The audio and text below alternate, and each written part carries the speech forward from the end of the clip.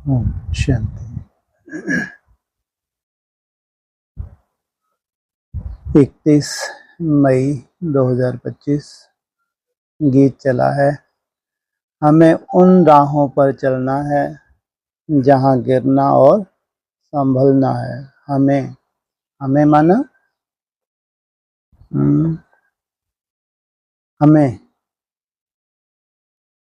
हमें उन राहों पर चलना है जहाँ गिरना और संभलना। हमें, ये जो गिरे ही हुए हैं कहाँ हैं?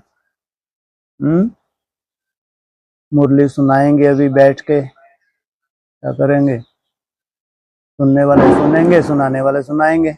कोई उमंग उत्साह है? क्या कहेंगे? अगर उमंग उत्साह नहीं है तो जैसे कि क्या है वो, तो युद्ध की उनको बात ही नहीं। संसार में ढिंढोरा पीटा है, भगवान आए हैं, विनाश सामने खड़ा दिख भी रहा है, तो भी कोई ऐसा रूपरेखा दिखती नहीं है कि कोई बहुत बड़ा वैराग्य हो। कि विनाश सामने खड़ा है, खाली हाथ जा रहे हैं या हाथ भर तू। हमें उन राहों पर चलना है। ये कौन, हम कौन है? तो कितनी बड़ी बात है। पढ़ाई सारी है ही उनके लिए, तो अच्छे से माया फटकाती होगी नहीं फटकाती होगी। जो ये गीत गा रहे हैं, हमें उन राहों पर चलना है, तो क्या करेगी माया? क्या करेगी? टांग वांग उसकी कैसी करेगी? अरे मत इतने बड़े बड़े प्रॉमिस करो ना। किसने बोला? कहाँ जाना है तुमको? ये अच्छी नहीं लगती दुनिया? दुनिया अच्छी नहीं लगती? इतनी बढ़िया दुनिया है, पूरी दुनिया जी रही है, सब ब्रह्मा कुमार कुमारी जी रहे हैं, तुमको कौन सी आफत आई है? कहाँ जाना है तुमको? हैं जी? घर वापस जाना। वो भी तो जाएंगे सबके सब। अभी तो भगवान कोई को छोड़ेगा नहीं। तुम रहना चाहो तो नहीं छोड़ेंगे। क्या कहते हैं? वो रहना भी चाहे तो भी आग लगेगी।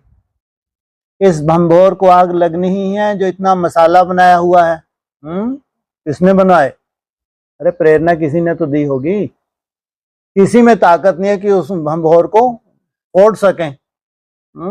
लेकिन फूटेंगे नहीं फूटेंगे। दीपावली मनाएंगे नहीं मनाएंगे? जोर शोर से मनाएंगे। लेकिन हमें उन राहों पर चलना है? अंत तक जो थकने वाले नहीं हैं। इसलिए बाबा कहते हैं यहाँ आशीर्वाद कृपा नहीं है, ये पढ़ाई है। पढ़ाई में क्या होता है? कंपटीशन होता है। पढ़ते चले जाओ, पढ़ते चले जाओ, एग्जाम देते जाओ। अगर मान लो चलो माया ने थोड़ा फेल वेल कर भी दिया तो फिर क्या करो? क्या करो? कुछ नहीं, बैठे रहो। अरे क्या करो? हैं जी? ताली बजाओ। एग्जाम काहे का? एग्जाम फेल ही हो गए, अब काहे का एग्जाम? तो क्या करो? अरे फिर एग्जाम फिर आने वाला है ना, अभी तुम फेल हो गए तो क्या करो? हैं जी? वापस तैयारी करो। क्या तैयारी करो? वापस फेल होके बैठे, कौन सी तैयारी करो? कितने अच्छे स्टूडेंट बैठे हैं। बोलो। हाँ हैं जी? हाँ, बहुत। क्या करो? सजा दो अपने को। कौन सी रॉयल सजा है मुरली के हिसाब से? है कौन सी है रॉयल सजा? हाँ, फांसी पे। याद की फांसी पे टांग दो 1 हफ्ते के लिए अंडरग्राउंड।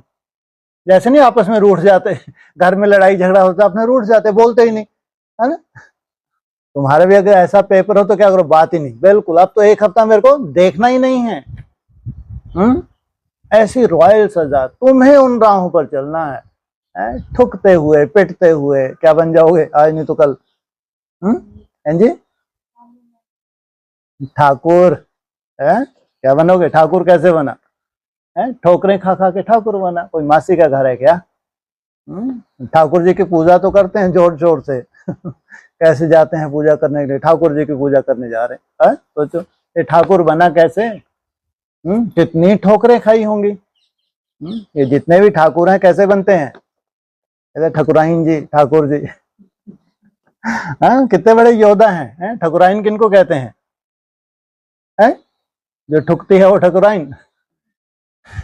कहाँ कहते हैं, किन में कहते हैं ठकुराइन?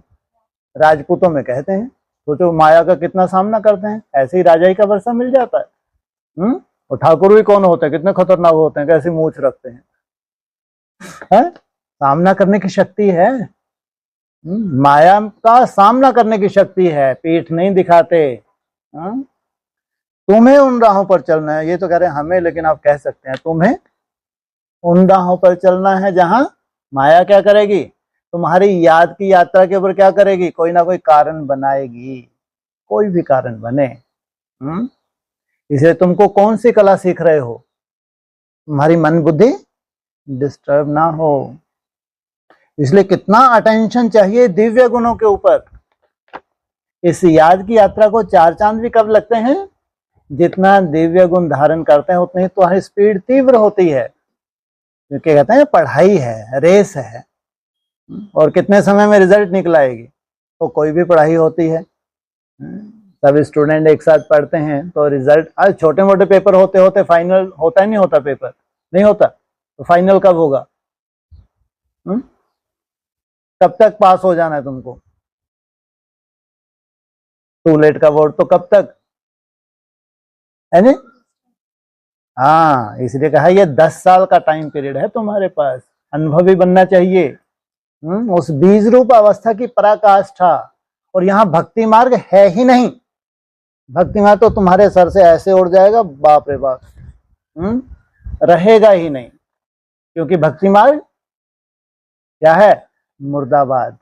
ज्ञान मार्ग जिंदाबाद। ज्ञान क्या समझाता है? तुमको भ्रुकुटी में बैठना है, तुम्हारे अहिंसक युद्ध, हिंसक युद्ध नहीं है। कौन सी युद्ध है?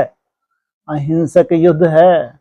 और तुम बड़े से बड़े योद्धा हो, और पूरा कार्य कहाँ बैठ के कर देते हो?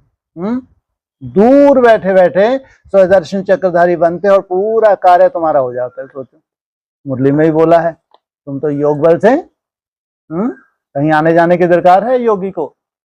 बैठे बैठे ही पूरा कार्य।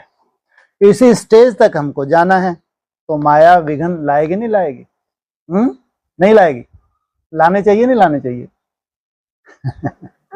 उस विघ्न में अपने को सर्टिफिकेट देना, उस विघ्न में उठना, उस उठ के बाद दौड़ना। कहना बहुत आसान है भाई।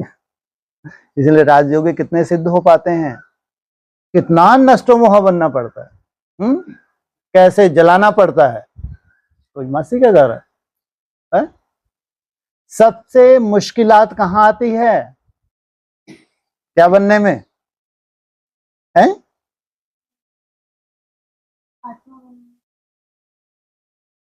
आत्मा तो जब बनेंगे तब बनेंगे, वो तो अब दूर के क्या है, वो ढोल क्या होते हैं। हाँ, तो सबसे ज्यादा आफत किसमें होती है? नष्टो मोहा। सबसे बड़ी दिक्कत है नष्टो मोहा। देह सहित देह के सब संबंधों को भूल। कितनी बड़ी ताकत चाहिए, सोचो आप। ये है ज्ञान मार्ग।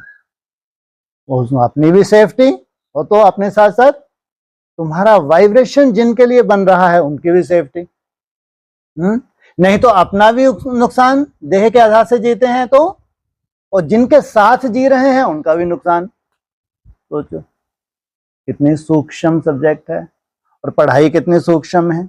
लेकिन बाबा ने इशारा दे दिया कि हमें उन राहों पर चलना है जहां कोई बड़ी बात नहीं है। अगर माया ने गिरा दिया, लेकिन फिर खड़े होके दौड़ना। इसलिए कम से कम कितना बताते हैं, नहीं तो माया फटकाती रहेगी। कितनी मेहनत चाहिए कम से कम? हैं जी? हाँ जी, है 240 तो चाहिए। और 240 करने के लिए अब तो समझो हमारा ऑफिस भी है, घर का खाना भी बनाना है, बच्चों को भी तैयार करके वहां भेजना, तो ये करना है वो करना है, तो वही कर लो ना। किसने मना? यहाँ तुमको राजयोग भी सीखना है? और ये मन का खेल है या तुम यहाँ बैठने से सिद्ध हो जाएगा? कोई बहानेबाजी है ही नहीं। तुमको कोई भी काम करना है, घर का काम करना है, तुम बाहर का कोई काम, कोई बहाना नहीं। क्योंकि मन तुम्हारा क्या है? मन का तो उसमें कोई रोल ही नहीं है। जो भी तुम काम काज का, क्या पूरा दिन मन लगा रहता है क्या उस काम में? मन तो अपनी जगह जहां जा रहा है जा ही रहा है। और काम तुम्हारा कोई रुकता नहीं है। तो भगवान ने क्या चाहा है, केवल क्या लगा दो, मन को मेरे में लगा दो। तो ये कला तो सीखनी पड़ेगी। इसलिए अगर पढ़ाई है तो 240 अव्यक्तवाणी में बोल दे कम से कम 4 घंटे, और कम से कम 4 घंटे करने के लिए तुमको कितनी आफत मोल लेनी पड़ती है? कम से कम 8-10 घंटे तो लगते हैं। इतना आसान थोड़ी है, क्योंकि 8-10 घंटे की सिद्धि तो तुमको चाहिए ही चाहिए। ये रिफाइन होना है, ध्यान रखना। ये तुम्हारी मेहनत धीरे धीरे रिफाइन होगी। और कुछ नहीं, ऐसा नहीं कि अलग से टाइम दोगे, 16 घंटे हो गए तब जाके 480 पे पहुंचोगे। क्या होगा धीरे धीरे? ये मेहनत तुम्हारी, क्या ये तपस्या है, धीरे धीरे कहाँ चेंज हो जाएगा, उसमें रिफाइन होती जाएगी। ये है हमारी पढ़ाई, तब सर्टिफिकेट मिलता है। ये क्या हो गए? पास हो गए। तो तुमको फेल करने के लिए तुम्हें उन राहों पर चलना है। कोई स्वाभाविक है, कोई बड़ा बात नहीं है। माया का तूफान आना कोई बड़ी बात नहीं, लेकिन वो तुम्हारी ट्रेनिंग है। क्या विचार करके यहाँ मधुबन में तुम बच्चे आते हो? अच्छा, ऐसे ही चले आते हैं? यहाँ आने के लिए कोई विचार किया जाता है क्या? पूछा बाबा ने। क्या पढ़ाई पढ़ने आते हो? किसके पास? कोई ने कहा बाप दादा के पास। यह है नई बात। ऐसे तो पढ़ाई पढ़ने के लिए जाते हैं स्कूल में, तो वो कोई क्या बोलते हैं, कोई बोलता है बाप दादा के पास। यह है नई बात। कब ऐसा भी सुना कि बाप दादा के पास पढ़ने जाते हैं? सो भी बाप दादा दोनों इकट्ठे हैं। कौन कौन? बाप कौन? बाप कौन है जी? शिव बाबा। दादा कौन?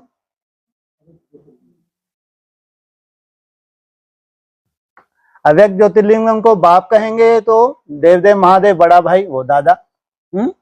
अगर देवदेव महादेव को बाप कहेंगे तो उसका भी बाप अव्यक्त ज्योतिर्लिंगम, तो बाप दादा दोनों इकट्ठे हैं।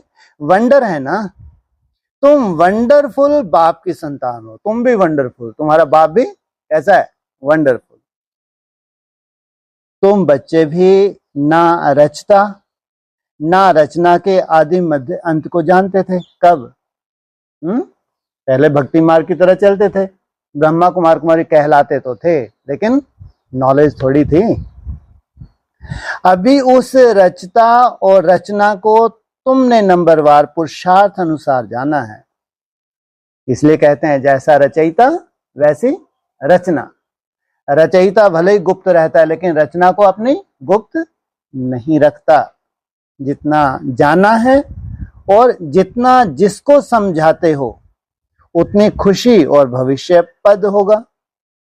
मूल बात है, अभी हम रचता और रचना के आदि मध्य अंत को जानते हैं। तुम्हारा जो रचयिता है वो है प्रैक्टिकल, उसका आदि मध्य अंत उसका अपना क्या है? उसकी बायोग्राफी है, उसका क्या शूटिंग पीरियड में उसका अपनी अवस्थाएं हैं, उसको जानते हो, और रचना को भी जानते हो। सिर्फ हम ब्राह्मण ब्राह्मणियां ही जानते हैं। हम ही हैं प्रजापिता ब्रह्मा मुख वंशावली, हम जानते हैं। जब तक जीना है अपने को निश्चय करना है कि हम बीके हैं और शिव बाबा से वर्षा ले रहे हैं सारे विश्व का। पूरी रीति पढ़ना है। पूरी रीति पढ़ते हैं व कम पढ़ते हैं, वह बात अलग है। फिर भी जानते तो हो ना, हम उनके बच्चे हैं। फिर प्रश्न उठता है पढ़ने अथवा ना पढ़ने का। समझ तो गए, जान तो गए, लेकिन फिर कौन सा प्रश्न पैदा हुआ? तुमने पढ़ाई कितनी पढ़ी है? और ये पढ़ना, यहां पढ़ना क्या? धारण करना। तो अथवा पढ़ाने का उस अनुसार ही पद मिलेगा। गोद में आया निश्चय तो होगा, हम राजाई के हकदार बने। फिर पढ़ाई में भी रात दिन का फर्क पड़ जाता है। गोद में आया, बाप का बच्चा बना तो राजाई का हकदार, लेकिन दिन रात सोचो। दिन रात स्पष्ट देखने में आता है या नहीं देख सकते? कोई तो अच्छी रीति पढ़ते और पढ़ाते हैं और कोई और कुछ सोचता ही नहीं है, बस पढ़ना और पढ़ाना है, यह अंत तक चलना है। ये जो अंत सामने आ रहा है, ब्राह्मणों की चौथी अवस्था में जो विस्फोट होने जा रहा है, तब तक चलना है। स्टूडेंट लाइफ में कोई अंत तक पढ़ाई नहीं चलती। कितना समय चलती है? हाँ, मुरली ने बताया है कितना, 20-22 साल। और तुम्हारी अंत तक, उस वक्त अंत कब हो रहा था? 76। तो कितना बताया था पढ़ाई? 40-44 वर्ष समय होता है। तुमको तो जब तक जीना है पढ़ना और पढ़ाना है। तो कब मर जाओगे उस मुरली के हिसाब से? 76 आएगा तो तुम्हारी पढ़ाई खत्म। कितने वर्ष हो रहे थे तब? 40-44। वो अभी भी ड्रामा हो रिपीट होता है। तो अपने से पूछना है, कितनों को बाप रचयिता का परिचय देते हैं? मनुष्य तो मनुष्य ही हैं। देखने में कोई फर्क नहीं पड़ता, शरीर में फर्क नहीं, यह अंदर बुद्धि में पढ़ाई गूंजती रहती है। जितना जो पढ़ेगा उतनी उसको खुशी भी रहेगी। अंदर में यह रहता है कि हम नए विश्व का मालिक बनूंगा, पुराने विश्व का नहीं।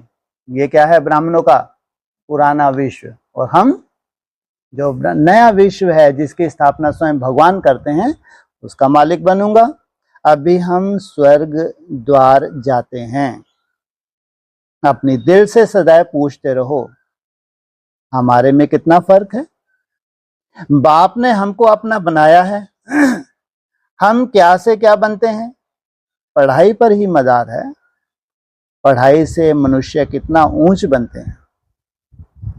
वह तो सब अल्पकाल क्षण भंगुर के मर्तवे हैं, उसमें कुछ भी रखा नहीं है, जैसे कि कोई काम के नहीं, लक्षण कुछ भी नहीं थे। अब इस पढ़ाई से कितना ऊंच बनते हैं। वह उसके लिए क्या कला? अल्पकाल क्षण भंगुर। उसकी शूटिंग भी कहाँ होती है? यही होती है। सारा अटेंशन पढ़ाई पर देना है। इसका मतलब जितनी सूक्ष्म तुम पढ़ाई पढ़ते हो उतनी सूक्ष्म तुम्हारी अवस्था बनती है। जिसकी तकदीर में है उनकी दिल पढ़ाई में लगती है। औरों को भी पढ़ाई लिए भिन्न भिन्न रीति पुरुषार्थ कराते रहते हैं। दिल होती है उनको पढ़ाकर बैकुंठ का मालिक बनाए। किनकी दिल होती है? किनकी दिल होती है? जो खुद बैकुंठ में जाते हैं तो उनकी दिल होती है। मनुष्यों को नींद से जागने के लिए कितना माथा मारते रहते हैं, और जगाने के लिए कितना माथा मारते रहते हैं, मारते रहेंगे। यह प्रदर्शनी आदि तो कुछ नहीं, आगे चलकर और प्रबंध निकलेंगे समझाने के लिए। अभी बाप पावन बना रहे हैं तो बाप की शिक्षा पर अटेंशन देना चाहिए। हर बात में सहनशील भी होना चाहिए। हर बात में। ये तो समझ में, किसी के साथ छोटी मोटी बात हो गई वहां सहनशील होना चाहिए, ये तो समझ में आता। हर बात में क्या मतलब? हर बात में सहनशील होना है। हाँ, जो ये माया की युद्ध है, उसमें भी क्या सहनशीलता? कैसे? ये कहाँ की सहनशीलता है? माया ने तुमको थपाड़ा मारा, तो दूसरा गाल आगे कर दिया थपाड़ा मारने के लिए। बहुत सहनशील बनना है तुमको। वो कैसे है जी? हाँ, यहाँ सहनशीलता कैसे है? और दिखाते हैं, राजपूतों को ही दिखाते हैं। जब युद्ध के मैदान में जाते थे तो क्या करते थे? अपने को कितने घाव क्या करते थे? पिटवाते थे अपने को। वो है सहनशीलता की पराकाष्ठा। कि किसी भी तरह का जब वार होगा तो हमको क्या नहीं दिखानी? पीठ नहीं दिखानी है। सोचो, युद्ध के लिए ऐसा अपने को तैयार करना, इतना सहनशील बनना कि अंदर से भी ना चिल्लाएं। ये है सहनशीलता की पराकाष्ठा। और याद आने नहीं दे रही माया। तो भी क्या कर रहे हैं? आशावादी हैं तो माना सहनशील हैं, लेकिन क्या नहीं छोड़ा? पुरुषार्थ नहीं छोड़ा। तो हर बात में बताया सहनशील भी होना चाहिए, आपस में मिलकर संगठन कर भाषणों आदि के प्रोग्राम रखने चाहिए। एक अल्फ पर भी तुम बहुत अच्छा समझा सकते हो। किसके ऊपर? पूरी कहानी ही किसकी है? हैं? एक अल्फ, बस एक अल्फ और एक बे हैं? क्या कहा? एक अल्फ पर ही बहुत अच्छा समझा सकते हैं। ऊंच से ऊंच भगवान कौन? एक अल्फ पर तुम 2 घंटे भाषण कर सकते हो। वाह! क्या एक अल्फ के ऊपर? कौन है ये अल्फ? हैं जी? अल्फ को कौन मिला? अल्लाह। अल्लाह के ऊपर 2 घंटे समझा सकते हो या अल्फ के ऊपर 2 घंटे समझा सकते हो? ब्रह्मा कुमारियां भाषण करती हैं, अल्फ के ऊपर करती हैं, अल्लाह के ऊपर करती हैं? अल्फ के ऊपर करती हैं। अरे अल्फ की तो उनको पहचान ही नहीं। अल्फ को मिला अल्लाह, अल्लाह के ऊपर 2 घंटे भाषण करती हैं, उस निराकार के ऊपर 2 घंटे भाषण करती हैं। अल्फ को मिला अल्लाह, तुमको अल्लाह नहीं। क्या बता रहे हैं? तुम अल्फ के ऊपर 2 घंटे भाषण कर सकते हो। करो, 2 मिनट तो करो। हाँ जी, 2 घंटे छोड़ो, 2 मिनट कुछ नहीं है। अरे वही सुना दो कहाँ, इसमें जो एक वो आता है ना, वो लाइन सी अक्सर आती है, अल्फ को मिला अल्लाह, बे को मिली बादशाही। तो पूरे ज्ञान का सार है ये। अल्फ को मिला अल्लाह, तीसरे नेत्र के रूप में क्या धारण कर लिया? राजाई वाजाई नहीं चाहिए हमको, निराकारी स्टेज चाहिए। तीसरा नेत्र एक ही देवता को दिखाते हैं। किसको? वो है अल्फ, और तुम हो बे। बे माना बेकार है, बे के रसिया क्या हो? तुम हो बे। बे अर्थात बादशाही। अल्फ को मिला अल्लाह और बे को मिली बादशाही। सोचो कितनी बड़ी बात है। क्या लेना था तुमको? क्या लेना चाहिए था तुम? क्या घाटा हो गया है? क्या लेना चाहिए था? हैं जी? अरे बात अल्फ और बे की चल रही है। हाँ, तुमको अल्लाह को लेना चाहिए था। कितना बड़ा तुम्हारा घाटा हो गया बादशाही लेके। वो कौन बाजी मार गया है? तो अल्फ को मिला अल्लाह और तुमको ठेंगा मिला बादशाही। माना जैसे कि किसके आगे ठेंगा है ये? अल्फ को मिला अल्लाह, उसके आगे जैसे कि ठेंगा है, कोई वैल्यू नहीं। जो निराकारी स्टेज की वैल्यू है वो कोई वैल्यू नहीं है इस बादशाही में। अब रेस थी, कोई तो 1 नंबर, 2 थोड़ी 1 नंबर पे चले जाएंगे। जा सकते हैं? कितना टाइम मिलता है इनको? दौड़ो दौड़ो बेटा दौड़ो है। अरे 40 से 50 मुरली में क्या हो? ब्रह्मा बाबा को कितना समय मिला? 30-33 वर्ष। कायदा नहीं है। तुम लोग भी 76 तक या 47 तक कहोगे, हमको भी 30-33 वर्ष हो गए, तब जाके पूछेंगे क्या पाया क्या खोया। 34 में नहीं, 34 थोड़ी सी समझ आने लगती, थोड़ी सी, ज्यादा नहीं। फिर 14 वर्ष तो देने पड़े, नहीं देने पड़े? अब घिस के देख लो, तुम 14 वर्ष में कुछ निकाल सकते हो? निकाल के दिखा दो, चिंदी मान जाएं। समझा? ऐसे मासी का घर है? थोड़ी सी याद क्या हो गई, क्या मिली? चिंदी तो अपने को पंसारी समझ बैठे। अरे भाई, वर्ल्ड लेवल पे कंपटीशन है, थोड़ी बुद्धि तो तुम्हारी सुधार करे। क्या होता है नष्टो मोहा होना? अरे बाप तो देखता भी नहीं तुम्हारा थोबड़ा। सोचो कितना नष्टो मोहा होना। मैं आत्मा हूं, मेरा बाप, और तीसरा कोई है इसमें? दूर दूर तक नहीं है, दूर दूर तक नहीं है भाई। कौन कौन है? मैं और मेरा बाप। इतना नष्टो मोहा बनना। फिर नष्टो मोहा होके सालों साल घसीटना, उसमें माया तुम्हारी बार बार टांग खींचे, तो फिर भी तुम थकते नहीं हो। अल्फ को मिला, फिर भी तुमको ठेंगा ही मिला। क्या मिला? केवल ठेंगा नहीं, साथ में और भी कुछ मिला। हाँ है जी? अल्फ अल्फ को तो अल्लाह मिला, तुमको मिला ठेंगा। ठेंगे ठेंगा माना विश्व की भाषा है, कोई वैल्यू नहीं निराकार स्टेज के सामने, लेकिन कुछ और भी मिला है तुमको, है?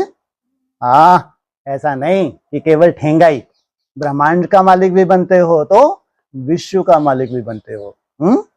तो 2 घंटे भाषण कर सकते हो, 2 मिनट तो समझा ही सकते हो तुम। तो एक अल्फ पर तुम 2 घंटा भाषण कर सकते हो। यह भी तुम जानते हो, अल्फ को याद करने से खुशी रहती है। किसको याद करने से? उस खड़े डंडे को, जो युधिष्ठिर है, युधिष्ठिर के औलाद सब इसी शरीर से जाने वाले, खुशी होती है। अगर बच्चों क्या याद की यात्रा में अटेंशन कम है क्या? अगर याद की यात्रा में अटेंशन कम है, अल्फ को याद नहीं करते हैं तो नुकसान जरूर होता है। कितना आसान है किसको याद करना? अल्लाह को याद करना बहुत मुश्किल। और निराकार, अरे उसको तो इतनी सूक्ष्म बुद्धि हो, किसको आसान है याद करना? अल्फ को। फिर भी याद नहीं करते। सारा मदार याद पर है। याद करने से एकदम हेवन में चले जाते। कितनी बड़ी लॉटरी, एकदम जंप मिल जाता। याद भूलने से ही गिर पड़ते हैं। इन बातों को और कोई समझ ना सके। ये खास बातें हैं तुम्हारे लिए। क्या तुम राजयोगी बनते हो तो तुम्हारे लिए खास, और उनके लिए आम। शिव बाबा को तो जानते ही नहीं। भल कितना भी कोई भवके से पूजा करते हो, याद करते हो, फिर भी समझते नहीं। किसको? सोचो। शिव बाबा को, शिव बाबा का परिचय दे रहे हैं पूरे संसार में, और शिव बाबा को याद भी कर रहे हैं, करा भी रहे हैं, तो भी क्या बोल रहे हैं? यथार्थ नहीं जानते, नहीं तो वर्षा पा लेते। कितनों ने जाना यथार्थ रूप से, तभी तो पास हुए। 16,000 ही पास क्यों हुए भाई? तुमको बाप से बहुत बड़ी जागीर मिलती है। भक्ति मार्ग में कृष्ण का दीदार करने के लिए कितना माथा मारते। अच्छा दर्शन हुआ, फिर क्या? मान लो तुमको साक्षात्कार हो, ये कृष्ण है, कौन से तुम्हारे विक्रम विनाश हो गए? ब्रह्मा बाबा के साथ कितना नशा रहता था कि कृष्ण के साथ ही हम क्या कर रहे हैं? खेल पाल कर रहे हैं, साथ में उठते हैं बैठते हैं, और शरीर छोड़ी और गई। मिला क्या? सोचो, उससे क्या हो रहा है? फायदा तो कुछ भी नहीं हुआ। दुनिया देखो किन बातों पर चल रही है। तुम जैसे कि गन्ने का रस शुगर पीते हो तो बीमारी भी नहीं होती है। क्या पीते हो? तुम पूरा शुगर पी जाते हो, कोई बीमारी नहीं। शुगर की बीमारी तो अब घर घर में पहुंच जाओ, शुगर ही शुगर। बाकी सब मनुष्य छिलका चूसते हैं, तुम क्या शुगर और वो क्या कर रहे हैं? यही मुरली है, इसमें क्या है? शुगर भी भरी हुई है। शुभी रस कहो या शुगर बात एक ही है, और वो ऊपर से वो क्या है? भक्ति मार्ग का छिलका। तुम अभी शुगर पीकर पूरा पेट भर आधा कल सुख पाते हो। अच्छे से ही पीते हो, मालूम है कोई पेट खराब भी नहीं होगा, ना शुगर होने वाली है। हाँ? बाकी सब भक्ति मार के छिलके चूसते नीचे उतरते जाते हैं, नहीं तो चौथी अवस्था में नहीं पहुंच सकते। अगर शिव बाबा ने इतना मीठा बाबा इतना मिठास तुमको पिलाते हैं, तुम्हारी चौथी अवस्था आ जाए, कायदा ही नहीं। अब बाप कितना प्यार से पुरुषार्थ कराते हैं, परंतु तकदीर में नहीं है तो अटेंशन नहीं देते। ना खुद अटेंशन देते, ना औरों को देने देते।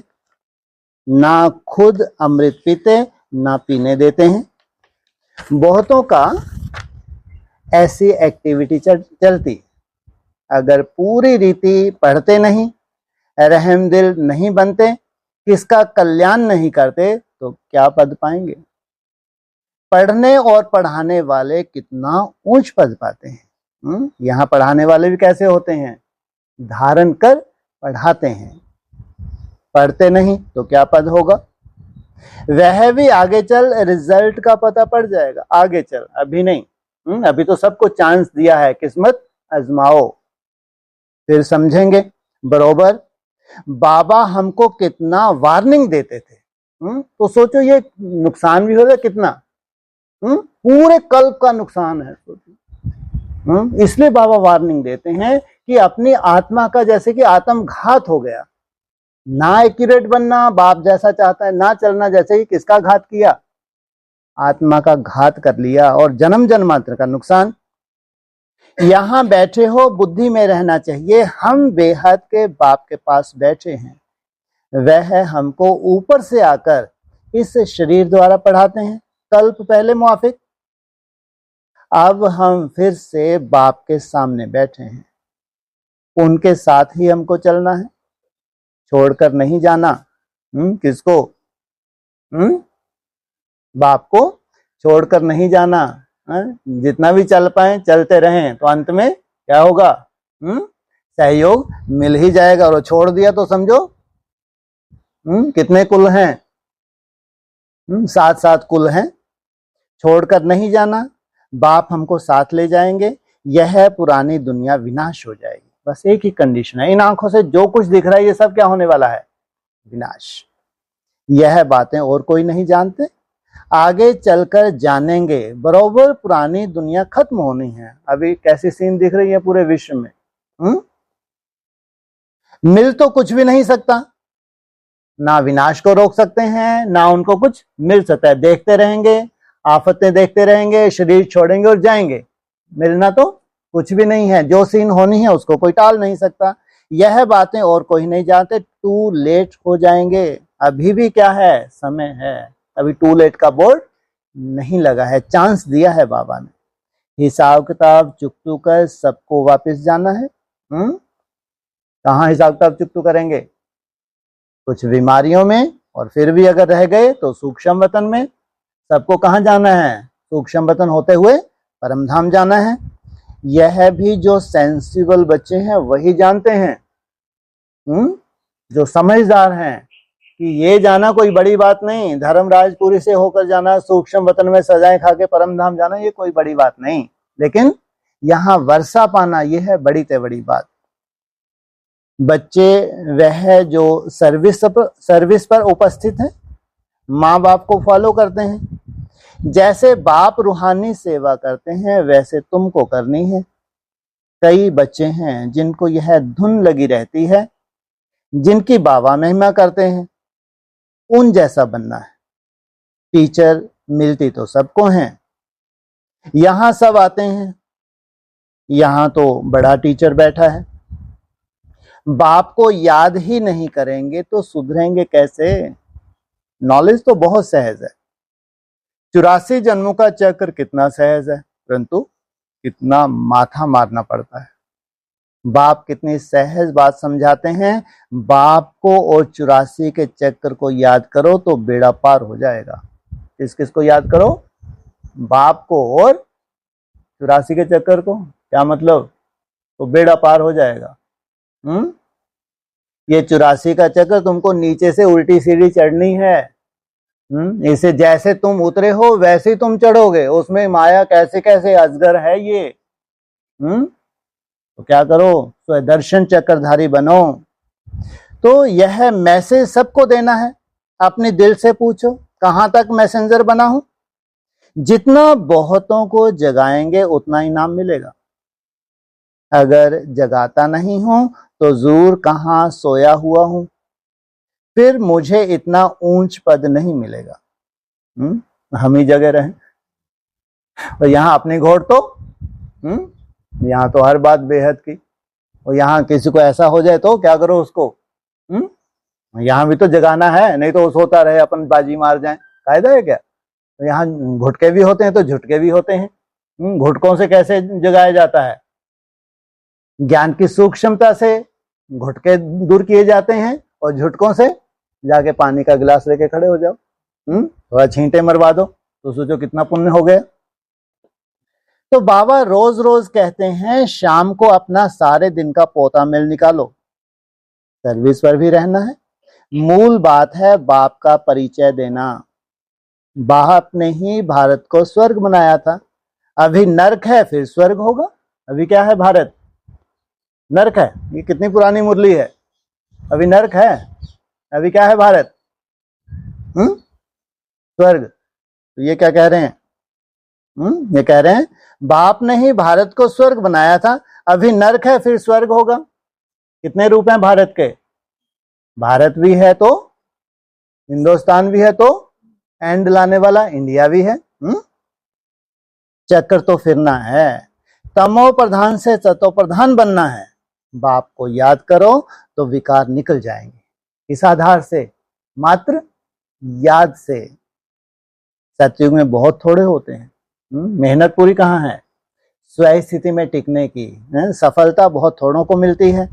फिर रावण राज में कितनी वृद्धि होती है। एक तरफ रामराज, दूसरी तरफ रावण राज में कितनी वृद्धि हो रही है। हो रही है नहीं हो रही? जितना जितना मिरुआ, क्या होता है, मिरुआ मौत मलू का शिकार। तो सोचो कितना शिकार मिलने वाला है। कहाँ रावण राज में कितनी वृद्धि हो रही है। कहाँ है रावण राज, कहाँ है रामराज? ब्राह्मणों की दुनिया में रावण राज भी है और रामराज भी है। सतयुग में 9 लाख फिर धीरे धीरे वृद्धि को पाएंगे। जो पहले पावन थे वही फिर पतित बनते हैं। सतयुग में देवताओं का पवित्र प्रवृत्ति मार्ग था, वही फिर अपवित्र प्रवृत्ति मार्ग वाले बन पड़े। ड्रामा अनुसार यह चक्कर फिर नहीं है। अभी क्या बनना है हमको? पवित्र प्रवृत्ति मार्ग वाले। अब फिर तुम पवित्र प्रवृत्ति मार्ग के बन रहे हो। बाप ही आकर पवित्र बनाते हैं। किस आधार से? किस आधार से? याद के आधार से। कहते हैं मुझे याद करो तो विकर्म विनाश होंगे। तुम आधा कल्प पवित्र थे, फिर रावण राज्य में तुम पतित बने हो। यह भी तुम अभी समझते हो। हम भी बिल्कुल बर्थ नॉट ए पेनी थे। अभी कितनी नॉलेज मिली है जिससे हम क्या से क्या बनते हैं। बाकी जो भी इतने धर्म हैं सब खत्म हो जाने हैं। सब मरेंगे जैसे जैसे जानवर मरते हैं। कैसी है बेहद की मौत? ये साधारण समय नहीं है। अगर चलो अलवेलापन भी है, कुछ है, तो समय साधारण नहीं है। इसलिए जास्ती टॉर्चर होना वो भी क्या है? हिसाब किताब। इसलिए कहाँ टॉर्चर हो लेना चाहिए? टॉर्चर तो होना है तुमको। कहाँ टॉर्चर हो लो? तपस्या में टॉर्चर हो लो। यहाँ भी तो सबसे ज्यादा टॉर्चर तो तपस्या में होना होता है। होना तो है टॉर्चर, यहाँ या वहां। तो भगवान के घर में टॉर्चर हो लो तो अच्छा है। यहाँ आईसीयू में भर्ती हो जाओ 7 दिन के लिए, निकलना ही बाहर। लगे हैं कमरे में घूम घूम के क्या ठोक रहे हैं, डायमंड इकट्ठे कर रहे हैं। तो इससे रॉयल सजा क्या होगी? नहीं तो अब आईसीयू में तो दुनिया जाती नहीं जाती, ढेर के ढेर जाते हैं। आगे देखो ब्राह्मण आईसीयू में इनकी ही लाइनें हैं। जैसे इनके आईसीयू बुक हो जाएंगे, क्योंकि इनको परम धाम जाना है भाई। कुछ गलत नहीं होने जा रहा, इनको परम धाम नसीब होना है। इसलिए हॉस्पिटलों और हॉस्पिटल बनते जाएंगे इनके। तो कर्म भोग से हिसाब किताब चुकतू करके जाना ये कोई बड़ी बात नहीं। कर्म योगी बन के जाना बड़ी बात है, बड़ी तो बड़ी बात है। पास होके जाना बड़ी बात है, भगवान के पास जाना बड़ी बात है। और कितनी कमाई है, जन्म जन्मांतर की कमाई। बाकी टॉर्चर तो तुमको होना है जरूर। तो क्या बेहतर है? कितना टॉर्चर होता है? कुछ सेकंड रुकते हैं बाप की याद में, फिर माया। कितने सहनशील चाहिए? वहां सहनशीलता हमारी गायब हो जाए। छोड़ो छाड़ो, सिंपली याद तो चलो कर ही रहे हैं आपने। तो क्या है, आपने तो गिरधर गोपाल, दूसरा ना कोई। तो भक्ति मार्ग क्या हो जाता है? मुर्दाबाद हो जाता है। तो सब मरेंगे जैसे जानवर मरते हैं। जैसे बर्फ पड़ती है तो कितने जानवर पक्षी आदि मर जाते हैं। नेचुरल कैलेमिटीज भी आएंगी। इसका मिसाल दिया अभी पक्षी मरने का। क्या पड़ेगी? सोचो कितनी बर्फ पड़े। इसलिए 3-4 मास साधारण नहीं है। तुम्हारे यहाँ बेहद की बर्फ कैसे पड़ने जा रही है अभी? इसलिए भट्टी रखी है, ताकि उस बर्फ से तुम तो उड़ने वाले पक्षी हो। क्या हो? उड़ने वाले पक्षी हो। तुम्हारी भगवान को पसंद नहीं है मृत्यु होना। बर्फ कितनी पड़ने वाली है? क्या है बर्फ? ये है, हाँ, जितना बीज में टिकते हो उससे तुम्हारी कर्मेंद्रियां शांत होती हैं। ये है बर्फ। बीज रूप अवस्था में टिकना माना बर्फ। अभी बहुत बर्फ पड़ेगी 3-4 मास। इसलिए तुमको भट्टी का चांस मिला है कि तुम भी क्या करो, कैसे पावरफुल पक्षी बन जाओ कि बर्फ का भी, हाँ, तुम्हारे अनिश्चय रूपी मृत्यु ना हो जाए। अभी बर्फ का सीजन है। कब तक चलेगी ये बर्फ? दुशहरे तक बहुत बर्फ पड़ेगी। तो ये बेहद की बर्फ है। नेचुरल कैलेमिटीज भी आएंगी, इधर बर्फ पड़ेगी, उधर प्राकृतिक आपदाएं तो भी साथ साथ ही चलनी है। तुम्हारे लिए बर्फ और उनके लिए प्राकृतिक आपदाएं। ये नहीं है कि चलो वो तो सुरक्षित है, हम तो बर्फ में इतना सुंदर उड़ रहे हैं, बर्फ पड़ेगी तो मर जाते हैं। तो वो सुरक्षित कोई नहीं है। यह सब खत्म हो जाएगा, चाहे पुरुषार्थ करें ना करें, सब खत्म हो जाएगा। तुम नहीं खत्म हो जाओगे, यह सब खत्म हो जाएगा। यह सब मरे पड़े हैं। कैसा देखना चाहिए तुमको? कैसे देखना चाहिए? ये इतनी कड़ी पढ़ाई तो केवल भगवान ही पढ़ा सकता है। इसलिए अर्जुन जैसा भी दुखी हो गया पढ़ते पढ़ते, और माफ करे यार, क्या बोले, तुम बोले इनको मार दो, कैसे संभव? मेरे को नहीं चाहिए स्वर्ग। मोह ऐसा ठूस ठूस के भरा है अर्जुन में। है अर्जुन कैसा पुरुषार्थी है, अर्जन करने वाला, लेकिन जैसे उसका मुखड़ा दिखा है बोले हाथ जोड़ दिए, ना इससे तो मैं नरकी ठीक है, माना इनको नहीं मैं मार सकता। वो सोचो भगवान कह रहा है तुम्हारा जन्म जन्मांतर वर्षा जा रहा है भाई, ये तो वैसे ही मरने हैं, इनके अपने हिसाब किताब हैं। तुम्हारा सुंदर वाइब्रेशन तो भी इनको राहत देता है। सोचो अगर तुम नष्टो मोहा बनते हो तो तुम्हारा एक व्रता वाइब्रेशन इनको सहयोग देता है। जितना तुम्हारी मन बुद्धि घुसी है अपने साथ साथ क्या करते हो, इनका नुकसान करते हो। तो इन आंखों से जो तुम देखते हो वह फिर भी होगा। नई दुनिया में बिल्कुल ही थोड़े रहेंगे। वाह, बिल्कुल लगा दिया, थोड़े ही बोल देते, वैसे ही थोड़े हैं, वहां तो वृद्धि होती ही नहीं है। तो क्या कहा, बिल्कुल ही थोड़े, माना तुमने जो उम्मीद की है उसमें भी थोड़े हो जाएंगे। यह ज्ञान तुम्हारी बुद्धि में है। ज्ञान का सागर बाप ही तुमको ज्ञान का वर्षा दे रहे हैं। तुम जानते हो सारी दुनिया में किचड़ा ही किचड़ा है। हम भी किचड़े में मैले पड़े थे। ब्राह्मणों की दुनिया में क्या है, हम भी किचड़े में मैले पड़े हुए थे। बाबा किचड़े से निकाल अब कितना गुलगुल बना रहे हैं। हम यह शरीर छोड़ेंगे, आत्मा पवित्र हो जाएगी। हम यह शरीर छोड़ेंगे, आत्मा पवित्र हो जाए। और तुम पहले पवित्र बनते हो, फिर देहभान तुम्हारा छोड़ता है। दोनों में जमीन आसमान का अंतर है। बाप सबको एक रस पढ़ाई पढ़ाते हैं, परंतु कईयों की बुद्धि बिल्कुल जड़ है, कुछ भी समझ नहीं सकते। यह भी ड्रामा में नून है कि हम इतना सुंदर समझाते हैं, उनकी बुद्धि में नहीं बैठता। क्या कह रहे हैं बाबा, ये कोई बड़ी बात नहीं, ड्रामा में नूंद है। बाप कहते हैं इनकी तकदीर में नहीं है, तो हम भी क्या कर सकते हैं? भले ही बाद में बाबा को उलाहने देंगे, तो बाबा कहते हैं मैं भी क्या कर सकता हूं। हम तो सबको एक रस पढ़ाते हैं, पढ़ते नंबरवार हैं। भगवान ने कोई ऐसा नहीं किन्हीं को बैठ के स्पेशल पालना दी, किन्हीं को नहीं दी, सबका हक है।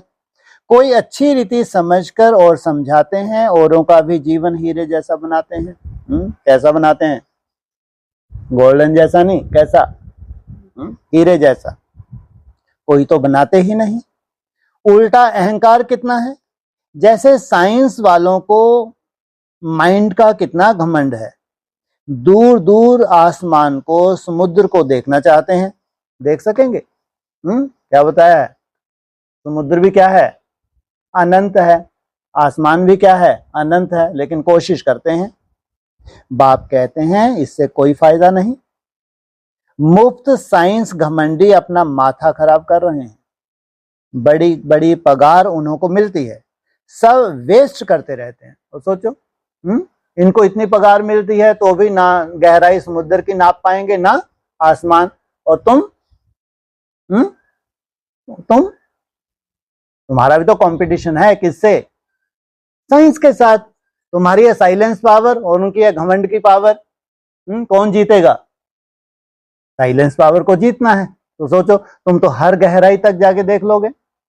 समुद्र के अंदर, धरती के अंदर कहां कहां क्या छुपा है तुम देख लोगे। सोचो अंतरिक्ष में पूरा कहां तक है ब्रह्मांड, और तुम क्या करते हो? नापते हो? नहीं नापते। तो ऐसे नहीं कि सोनी द्वारिका कोई नीचे से निकल आई। अभी कहां है? वो लगे हुए हैं, खोज रहे हैं। क्या मिल गया उनको? द्वारका तरफ कुछ मिल गया समुद्र ने, कहते सोनी द्वारका। फायदा है क्या? लेकिन हमने क्या किया था? क्या बनाए थे? नहीं बनाए थे, महल वहल नहीं बनाए थे, तो कैसे भूकंप आए होंगे, कैसे तूफान आए होंगे, तो पुरानी दुनिया अचानक कहाँ लुप्त हो गई। तो अभी वो कहीं कहीं ऐसे क्या मिल रहे हैं उनको, मिल रहे हैं ना। तो यह तो ड्रामा का चक्कर है जो फिरता रहता है। फिर हम समय पर अपने महल जाकर बनाएंगे नई दुनिया में, वो डूब गए हैं, वो खत्म हो गए हैं, उसके बाद फिर हम अपने समय पे जाके फिर से बनाते हैं। कोई आश्चर्य खाते हैं, क्या ऐसे ही मकान फिर बनेंगे? बताओ भाई, कोई आश्चर्य है क्या 5000 वर्ष के बाद ऐसा ही बनेगा? बोलो, है जी, पक्का? ये जो पत्थर है, जो लकड़ी है, पत्थर वहां जाके कैसे चिपकेगा जो वहां से काट के लाओ? मान लो तुमने मार्बल लगाया है ना, अब तुमको वहां से जहां से खरीदोगे कहीं से तो काट के लाएगा, अब इसको वहीं जाके चिपकना चाहिए, फिर तो वो काट के लाए और तुम फिर तराश के उसको लगाओ। कायदा है क्या? है? इसलिए ड्रामा हूबहू रिपीट होता है, वो तुम्हारे चक्कर की बात है, इनसे बाबा को कोई लेना देना नहीं। ये तो समय अनुसार बन ही जाएंगे, कि नहीं तो फिर बुद्धि चलाओ, ये पत्थर वहां कैसे पहुंचेगा, ये पेड़ कैसे बनेगा, फिर लकड़ी काटेंगे, इसमें क्या होता है, टाइम वेस्ट। इसलिए दो बातें बहुत सुंदर बाबा ने बोली हैं, पहाड़ अविनाशी है, नदियां अविनाशी है। इससे क्या सिद्ध होता है, ये चक्कर अविनाशी है। बाकी ये छोटी छोटी बातों में बुद्धि खपाने की दरकार नहीं। तो क्या ऐसे ही मकान बनेंगे? जरूर। बाप दिखाते हैं, तुम फिर ऐसे सोने के महल बनाएंगे। कौन सा बाप दिखाते हैं? ब्रह्मा बाबा को नशा चढ़ जाता था, है? तुम फिर जाके क्या करोगे? सोने के महल, छोटे मोटे महल नहीं। वहां तो सोना बहुत रहता है, तुम्हारे सोने के महल कौन से हैं? सोना अर्थात सच्चाई, सच्चाई सफाई को जो धारण करते हैं, ये है चैतन्य महल। अभी तक भी कोई कोई तरफ सोने की पहाड़ियां बहुत हैं, परंतु सोना निकाल नहीं सकते। नई दुनिया में तो सोने की अथाह खानियां थी, वह खत्म हो गई। अभी हीरे का दाम भी देखो कितना है। आज इतना दाम, कल पत्थरों मिसल हो जाएगा। क्यों? क्यों वैल्यू खत्म हो जाएगी? कहां से निकाल लिए? पत्थरों जैसे हो गए। हाँ, तुमने खानियों से निकाल लिए, कोई वैल्यू नहीं। बाप तुम बच्चों को बड़ी वंडरफुल बातें सुनाते हैं और साक्षात्कार भी कराते हैं। तुम बच्चों को अब बुद्धि में यही रहना है, हम आत्माओं को अपना घर छोड़े 5000 वर्ष हुए हैं, जिसको मुक्ति धाम कहते हैं। ये याद रहना चाहिए। वापस कहाँ जाना है? घर वापस जाना है। भक्ति मार्ग में मुक्ति के लिए कितना माथा मारते हैं, परंतु अभी तुम समझते हो सिवाय बाप के कोई मुक्ति दे नहीं सकते, साथ ले जा नहीं सकते। अभी तुम बच्चों की बुद्धि में नई दुनिया है, जानते हो यह चक्र फिरना है। तुमको और कोई बातों में नहीं जाना। क्या क्या याद रखना है? बाकी और कोई बातें तुम्हारे लिए नहीं है। बाप तुमको आया है कहाँ ले जाने? वापस घर ले जाने। सिर्फ बाप को याद करना है। सबको यही कहते रहो, बाप को याद करो तो विक्रम विनाश होंगे। बाप ने तुमको स्वर्ग का मालिक बनाया था ना। तुम मेरी शिव जयंती भी मनाते हो। तुम क्या मनाते हो? शिवरात्रि नहीं, क्या मनाते हो? तुम मेरी शिव जयंती भी मनाते हो। कितना वर्ष हुआ? 5000 वर्ष की बात है। पहले कब मनाई थी? अब फिर तैयारी कर रहे हो किसकी? शिव जयंती मनाने की। कौन सा गीता का महावाक्य है? कब मनाओगे? हैं? इनसे मिलो।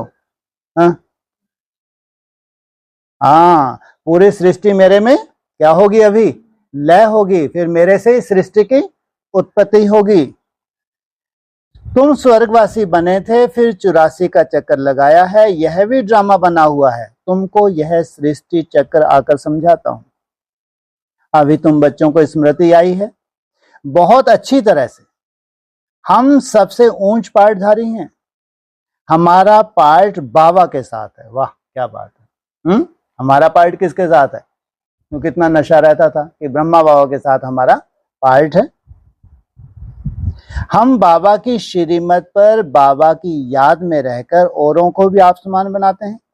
जो कल्प पहले थे वही बनेंगे। क्या? जो कल पहले बने थे उन्हीं की बैटरी चाहे वो थकेंगे भी नहीं, सालों साल नहीं थकते, लगे ही रहते हैं। क्योंकि पहले बन चुके हैं। साक्षी होकर देखते रहेंगे और पुरुषार्थ भी कराते रहेंगे। क्या देखना पड़ेगा साक्षी होकर? साक्षी होकर देखते रहेंगे और पुरुषार्थ भी कराते रहेंगे, करते नहीं रहेंगे, कराते रहेंगे। हाँ, बहुत सुंदर। देखते क्या रहेंगे? साक्षी होकर। अगर साक्षी अवस्था नहीं बनी तो बहुत बड़ा नुकसान है। पुरुषार्थ तुमको कराते रहेंगे, वो उसकी चिंता मत करो। बाकी उस अवस्था में तुम पुरुषार्थ नहीं कर सकते। जो देखने जा रहे हो उसमें तुम भूल जाओ, लेकिन क्या कहा? पुरुषार्थ। तो बाबा कहते हैं साक्षी होकर देखते रहेंगे और पुरुषार्थ भी कराते रहेंगे। सदा उमंग में रहने के लिए रोज एकांत में बैठकर अपने साथ बातें करो। बाकी थोड़ा समय इस अशांत दुनिया में है, फिर तो अशांति का नाम नहीं रहेगा। सोचो कैसी सुंदर दुनिया है, वहां अशांति का नामो निशान नहीं। वैसे भी देखो, इसी जीवन में कितनी मेहनत करते हैं कुछ पाने के लिए। कोई बिजनेस के हिसाब से भी दिन रात एक करते हैं, जॉब की पराकाष्ठा, पढ़ाई की पराकाष्ठा, और कितने के लिए? और तुम उस जीवन को जीने जा रहे हो, कितनी बड़ी बात है। और सबसे बड़ी बात, आयुष्मान भव। उस जीवन को जीने के लिए जितनी लंबी आयु तुमको भगवान देता है, इतनी लंबी आयु तो कभी हो भी ना सके।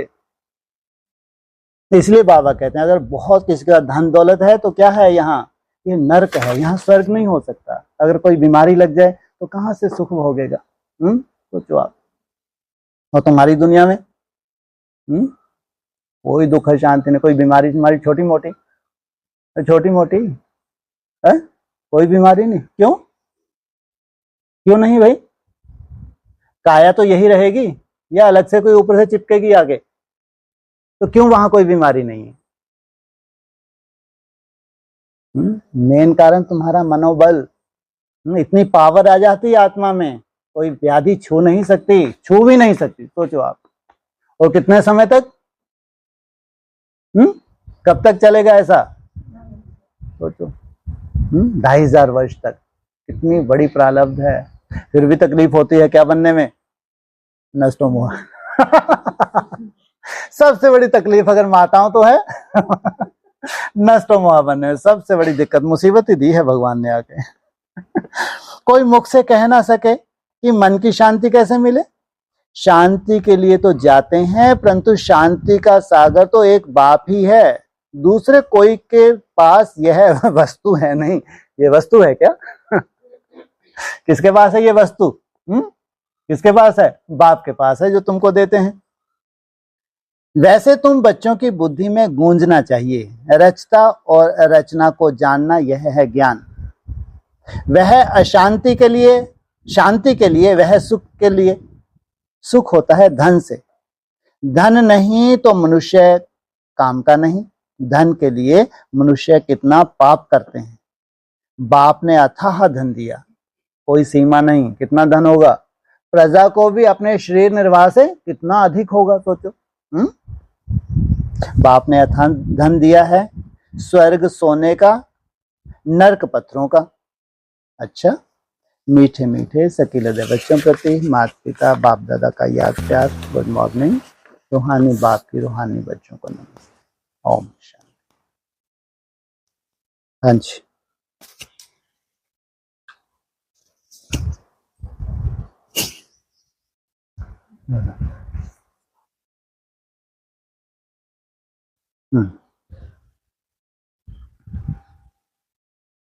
हाँ भाई साहब, आज की मुरली में आया है कि मनुष्य तो ही मनुष्य है। देखने में कोई फर्क नहीं पड़ता, शरीर में फर्क नहीं, ये अंदर बुद्धि में पढ़ाई गूंजती रहती है। जितना जो पढ़ेगा उतनी उसको खुशी भी रहेगी। अंदर में यह रहता है कि हम नए विश्व का मालिक बनूंगा, पर अभी हम स्वर्ग के द्वार जाते हैं। तो स्वर्ग का द्वार है नहीं, ये जो अभी खुल रहा है, स्वयं स्थिति में जाना मना स्वर्ग का द्वार खुलना। जितना जितना तुम भ्रकुटी में बैठ रहे हो, उतना जैसे कि तुम्हारे लिए क्या खुल रहा है? स्वर्ग का द्वार खुल रहा है। फिर उनको संगठित रूप में, कहीं वो आत्माएं कहीं संगठित रूप में रहेंगी नहीं रहेंगी? नहीं रहेंगी। तो जैसे ही क्या हो गया, तुम्हारे लिए स्वर्ग का द्वार खुलता है। लेकिन उसकी शुरुआत कहाँ से होती है? जितना भ्रुकुटी में बैठते, जैसे तुम्हारे लिए स्वयं स्थिति का क्या हो रहा है द्वार खुल रहा है। इसमें टिकने में बहुत मनुष्य हैं, हम भी क्या हैं? मनुष्य। मनन चिंतन है, तो मनन चिंतन के लिए हमको दी है पढ़ाई। मनुष्यों को ही पढ़ाया जाता है, तो हमको भगवान ने आगे कोई आशीर्वाद कृपा नहीं की हमारे ऊपर। क्या दिया है हमको?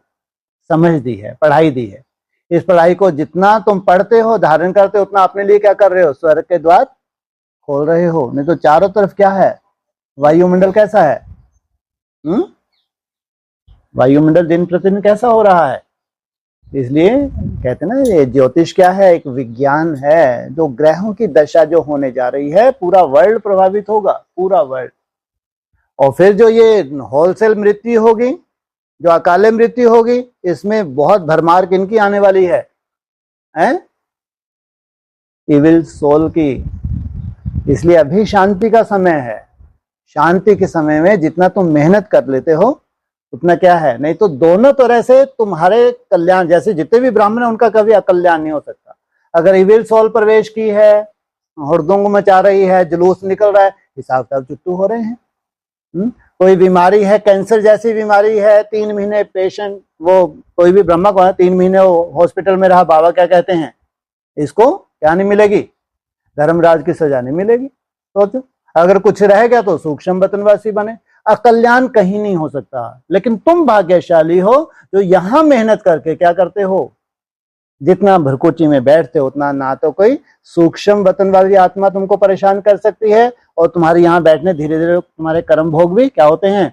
चुकतू होते हैं। योग बल से तुम चुकतू करते हो तो फिर भोग क्यों होगा?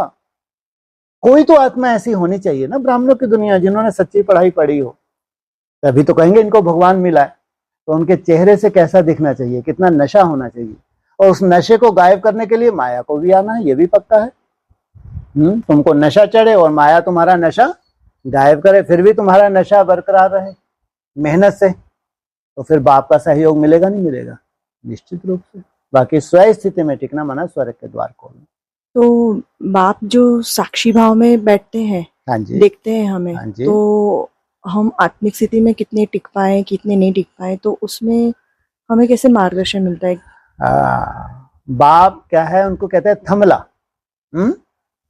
तुम जितना पुरुषार्थ कर रहे हो, तुम्हारे पास धीरे धीरे ऐसा सुंदर थर्मामीटर मिलने वाला है, तुम अपना टेम्परेचर देख सकते हो। जैसे पढ़ाई है, इसलिए अव्यक्तवाणी में बोल दिया कम से कम 4 घंटे। ये भी क्या है? अपनी चेकिंग। बाप साक्षी है, उसको कोई लेना देना नहीं। त्रिकालदर्शी है, वो आपका भविष्य भी जानता है, भविष्य की स्टेज भी जानता है, लेकिन वर्तमान समय वो क्या है? थमला। थमला माना जब हम चिल्लाते हैं, मान लो भगवान की मूर्ति है, हम बहुत चिल्ला रहे हैं, लेकिन उसको कोई लेना देना ही नहीं, जैसे कोई हमारी सुन ही नहीं रहा। जब नहीं सुन रहा तो उसको क्या कहेंगे? जैसे कि थमला। साक्षी है वो। लेकिन तुम जो कर रहे हो, अपना पुरुषार्थ करो, इससे धीरे धीरे इतनी तुम्हारी सूक्ष्म बुद्धि हो जाएगी कि तुम अपनी ऊंचाई को देख सकोगे। जितना तुम यहाँ नष्टोमोह बनते जाते हो, मेरा एक बाप दूसरा ना कोई, उससे तुम्हारी याद की यात्रा बढ़ती है। अभी क्या होगा? आसन कितने घंटे का सिद्ध हो जाएगा? हाँ जी, 8 घंटे दूर, 4 में हाहाकार हो जाएगी। 27 में आप वर्ल्ड की परिस्थितियां देखना। 27 की बात कर रहे हैं, अभी ज्यादा दूर नहीं है। तुम्हारा पहला स्टेप है। अगर तुम्हारे 4 घंटे सिद्ध हो जाते हैं तो इतनी हाहाकार, 8 घंटे में क्या गुल खिलाओगे? भगवान तो तुमको सर पे बिठा लेगा बस, कि तुम पास हो गए। 8 घंटे ही चाहिए थे मेरे को। 4 में तो तुम्हारी एडमिशन हुई थी। तुम लोग 4 घंटे की मेहनत कर रहे हो, 240 माना तुम्हारी एडमिशन हुई है। लेकिन ये 4 सिद्ध हो जाएं, 4 के बाद 8 का जलवा देना 31 में, कैसे संसार में हाहाकार होगी। तो अभी से कह रहे हैं वर्ल्ड वार कभी भी लग सकती है, लेकिन कायदा नहीं है। हाँ, चलता रहेगा कार्यक्रम, लेकिन अभी वो सिचुएशन नहीं है जो होनी है। तो ये पढ़ाई है, इसमें हम अपनी चेकिंग करते जाते हैं, सूक्ष्म अपनी रिजल्ट स्वयं अपने को सर्टिफिकेट देंगे, किसी से लेने की जरूरत नहीं। किसी से भी हमको सर्टिफिकेट नहीं लेना, बाप जानता है या स्वयं जानते हैं। तुम्हारे अंदर का पुरुषार्थ जितना तुम अच्छे से जानते हो उतना बाप जानता है, बस। और कोई को ना जानने की दरकार है, ना किससे पूछने की जरूरत है। हाँ, जितना तुम मेहनत कर रहे हो उतनी मन बुद्धि तुम्हारी सूक्ष्म होगी, तुम अपने को सर्टिफिकेट देते जाओगे। पहले हम कहाँ थे, अब हम कहाँ हैं। कम से कम कितना समय चाहिए सर्टिफिकेट देने के लिए कि थोड़ा सा हम ऊपर बढ़े, या वहीं के वहीं है 6 मास। तो अभी आप जो अभी कंटिन्यू भ्रुकुटी में बैठ के बर्फ जमाओगे तो आ जाएगी क्या आ जाएगा वो? दुशहरा भूल ही जाता हूं मैं तो। रावण का वध हो जाएगा। सोचो, जब रावण का वध होगा तो कुछ ना कुछ आगे बढ़ोगे, नहीं बढ़ोगे? अगर तुम साथ साथ कदम उठा रहे हो, तुम ना बढ़ो, हो ही नहीं सकता। अरे तुमको तो साथ साथ ऊपर तक जाना है, कोई ऐसी थोड़ी यहीं छोड़ जाओगे। ध्यान रखना, पहरेदार बहुत डेंजरस हैं, दिखते नहीं हैं, लेकिन तुम अपनी इच्छा से कदम नहीं रख सकते, अपनी इच्छा से रख ही नहीं सकते। नीचे से ही चले जाओगे, आओगे घर से तैयारी करके नीचे से ही आउट। इतना आसान मत समझो। इसलिए यहां ये झाड़ तुम्हारा वृद्धि को ही नहीं पाता। तो तुमको दरकार है, तुम्हारी कितनी सुंदर बुद्धि भगवान ने पहले ही बना दी। कैसी है? जनसंख्या की वृद्धि तुमको अच्छी लगती है? क्वालिटी मुरली ने ही बोला, मुरली के महावाक्य हैं। कहाँ ब्रह्मा बाबा को क्वालिटी चाहिए थी या क्वांटिटी चाहिए थी? अच्छे बिजनेसमैन थे। उन्होंने नई नई युक्तियां निकाली कि नहीं, सबको संदेश देना। जितनी भीड़ बढ़े, समझो हमने उतना भगवान का कार्य किया। और मुरली में यहां तक भी आया, तुमको तो भीड़ पसंद ही नहीं है। मुरली के महावाक्य, तुमको क्वालिटी चाहिए। जितनी भीड़ होगी उसमें क्वालिटी हो ही नहीं सकती। कोई मासी का घर थोड़ी है, आना आसान है, लेकिन क्वालिटी को धारण करना, उसके लिए माया क्या करती है? माया अपना काम करती है। इसलिए इस झाड़ की वृद्धि बहुत धीरे धीरे होती है, और उस झाड़ की वृद्धि बहुत तेजी से हो जाती है। कोई क्वालिटी नहीं। कोई भी सेठ वेठ आया, साहूकार आया, इतनी महिमा, इतने गुणगान, बस आरती ले लेके खड़े हो गए, वो आएगा ही आएगा, बेचारा कहाँ जाएगा? 10 बार फोन खड़का देंगे, मजबूरी हो जाए, चलो यार एक चक्कर लगा ही आओ, हो गई वृद्धि। वृद्धि करना कोई बड़ी बात नहीं है, क्वालिटी सबसे बड़ी बात है। तुमको तो जहां ऐसा वायुमंडल दिखे भी, और तुम भगवान पीछा छुड़वाओ, थोड़ी सी कम हो जाए जनसंख्या, कोई वायुमंडल बना रहे। ये बहुत बड़ी बात है कि वायुमंडल तुम्हारा स्थिर रहे, तभी जाके तुम जीतते हो। नहीं, जीत नहीं सकते। और बिना संगठन में तुम्हारी जीत नहीं है, ध्यान रखना। हमने देख लिया संगठन का बल क्या होता है, और संगठन से नीचे आने कहां तक नीचे जा सकते हैं। संगठन का अपना एक बल है। ऐसे ही नहीं मुरली भरी हुई, जिसको सबसे पहले अगर कोई फॉलो करेगा तो कौन? इस्लामी। तब उनकी जीत होगी। तब तक देवताएं जीत जाते हैं। सोचो, जब देवताएं जीत गए तब जाके इनको अकल आई इस्लामियों को, तब उन्होंने संगठन के बल से जीत पाई है। इसलिए बहुत सूक्ष्मता है। ये पढ़ाई इतनी आसान नहीं है, लेकिन पढ़ते जाएंगे, सीखते जाएंगे। इसलिए भगवान तो क्या है? थमला। अच्छा लगता है उनको जो उन्होंने अपने आप को टाइटल दिया। थमला माना थमला, तुम टक्कर मारो तो बस खुद ही रहोगे, तो उसको कोई लेना देना, साक्षी है। लेकिन जब तुम नहीं थकते हो, फिर वो थमला नहीं है। ध्यान है, वो प्यार का सागर है। जब तुम नहीं थकते हो तो प्यार का सागर है, शांति का सागर है, आनंद का सागर है, प्रेम का सागर है। सोचो कैसे तुमको भरपूर कर देता है। दुनिया में जो है ही नहीं वो तुमको असीम। ये प्रैक्टिकल, ये हमारा भविष्य का स्वरूप है। कोई प्राप्ति छोटी नहीं है। अगर मेहनत है तो प्राप्ति बहुत बड़ी है। बड़ी नहीं, बहुत बड़ी। उतनी मेहनत भी है। इसलिए जो आप मेहनत कर रहे हो कोई सोच भी ना सके, सोच भी नहीं सकते ब्रह्मा कुमार कुमारी। सोचो, और आप कर रहे हैं, आपको मालूम है कितनी तकलीफ है इसको करने में। इसलिए ये अच्छा है कि और तकलीफें हमको नहीं भोगनी, हमको हॉस्पिटल की तकलीफें नहीं भोगनी, घर में कोई ऐसा कुछ गड़बड़ हो जाए, मन बुद्धि टॉर्चर, हमको वो तकलीफें नहीं भोगनी। एक तकलीफ दे लेंगे हम, कौन सी? याद की तकलीफ दे लेंगे अपने को। ये है मीठी फांसी लगाना अपने को। हाँ जी। और भाई साहब, मुरली के आधार से स्थूल शरीर, सूक्ष्म शरीर और कारण शरीर में क्या तफावत है, और आत्मिक स्थिति जो है वो कौन सी शरीर सबसे ऊपर? वो ही एक कारण है जिस वजह से ये कारण बना। यह सृष्टि भी तो एक कारण है ना। कारण शरीर, सूक्ष्म शरीर, और फिर ये स्थूल शरीर। अब इस स्थूल से तुमको सूक्ष्म में होते हुए कहां जाना है? उस कारण माना बीज। बीज कारण होता है वृक्ष का। ऐसी हो बीज रूप अवस्था, ये हमारे पूरे सृष्टि में हमने जो चक्कर लगाया उसका कारण है। इसलिए हमारी भी 3 अवस्थाएं हैं। एक स्थूल है, फिर इसके ऊपर फरिश्ता माना सूक्ष्म, फिर उसके ऊपर कारण बना बीज रूप अवस्था। इसलिए आप जब हर कर्म करते हो बाबा को याद करते हैं, ये क्या है, ये तुम्हारी स्थूल अवस्था है।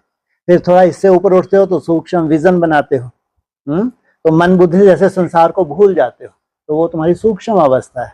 फिर जो 10-15 सेकंड बोलते हैं भ्रुकुटी में टिकना, 10-15 सेकंड, ये बहुत वैल्यू है, ये है बीज में टिकना।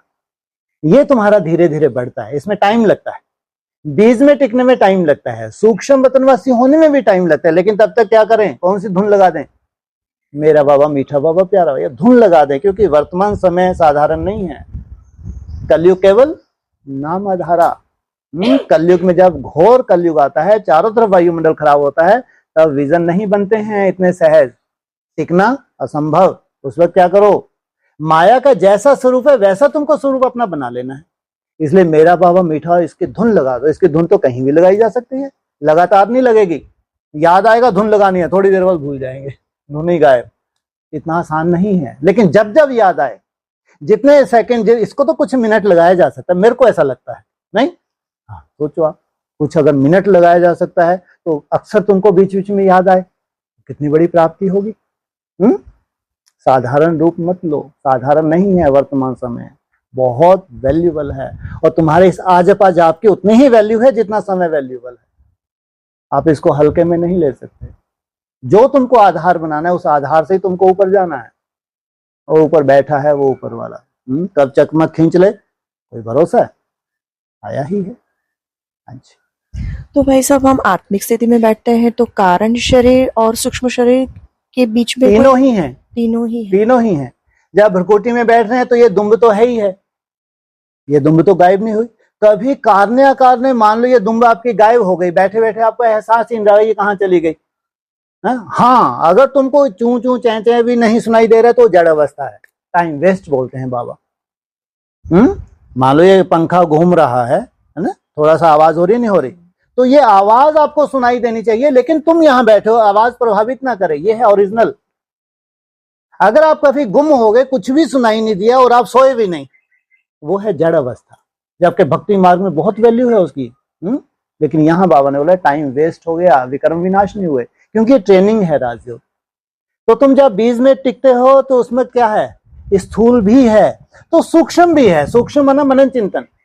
जब तुम बैठते हो उसमें कई बार मनन चिंतन होने लगता है तुम्हारा, कहां साइलेंस में टिक पाते हैं, अंदर ही अंदर मनन चिंतन चलता है। वो सूक्ष्म स्टेज है तुम्हारी, जिसको घोटते घोटते तुम यहां तक पहुंचते हो। तो तीनों स्टेज तुम्हारी एक साथ है, जाना है उस पे, सूक्ष्मता में जाना है, लेकिन स्थूल को अभी छूटा नहीं है, और इतना छूटना आसान नहीं है, इसमें टाइम लगता है। तो ये कोई भारी नहीं है कि ये कब छूटेगा, नहीं छूटेगा, छूटेगा नहीं छूटेगा, या शरीर छूटेगी या शरीर का भान छूटेगा। हमको क्या छोड़ना है, शरीर छोड़ना है? शरीर तो कभी नहीं छोड़ना। तुम्हारे में तो संकल्प भी नहीं होना चाहिए शरीर छोड़ने का। शरीर भान छोड़ना है, लेकिन शरीर इसलिए नहीं, हमको शरीर नहीं छोड़ना कि बढ़िया खाना है, पीना है, घूमना फिरना है, इसलिए नहीं। जन्म जन्मांतर के लिए अपनी आत्मा का कल्याण करना है। एक ही मौका मिला 5000 वर्ष में, ये मौका 5000 वर्ष में एक ही बार मिला, तो सोचो कितनी अपने आत्मा का कल्याण करना चाहिए। और हमारी आत्मा के साथ साथ हमारे लौकिक और अलौकिक दोनों कुल का कल्याण है, कितनी बड़ी बात है। ये कहीं ना कहीं कनेक्शन है ना लौकिक का, नहीं है? नहीं अगर कनेक्शन तो आज तो आपके होते ही नहीं। यहां आप लोग बैठे हो तो कुछ ना कुछ कनेक्शन है, तब तो बैठे हो, और क्यों नहीं आके बैठ गए? तो तुम्हारे लौकिक से भी कनेक्शन है तो अलौकिक से भी कनेक्शन है, दोनों कुल का उद्धार होता है तुम्हारी मेहनत में। और कहीं ना कहीं उलझते हो तो लौकिक में भी उलझते हो, तो अलौकिक से भी दूर होते हो। इसलिए हर हालत में, जैसे जैसे समय नाजुक है, इसलिए ये जो भट्टी तुमको मिली है, तुमको खास कितने दिन के लिए भट्टी है ये है? 21 रोज की। कब से? 4। वाह, डेट भी याद है आप लोगों को तो।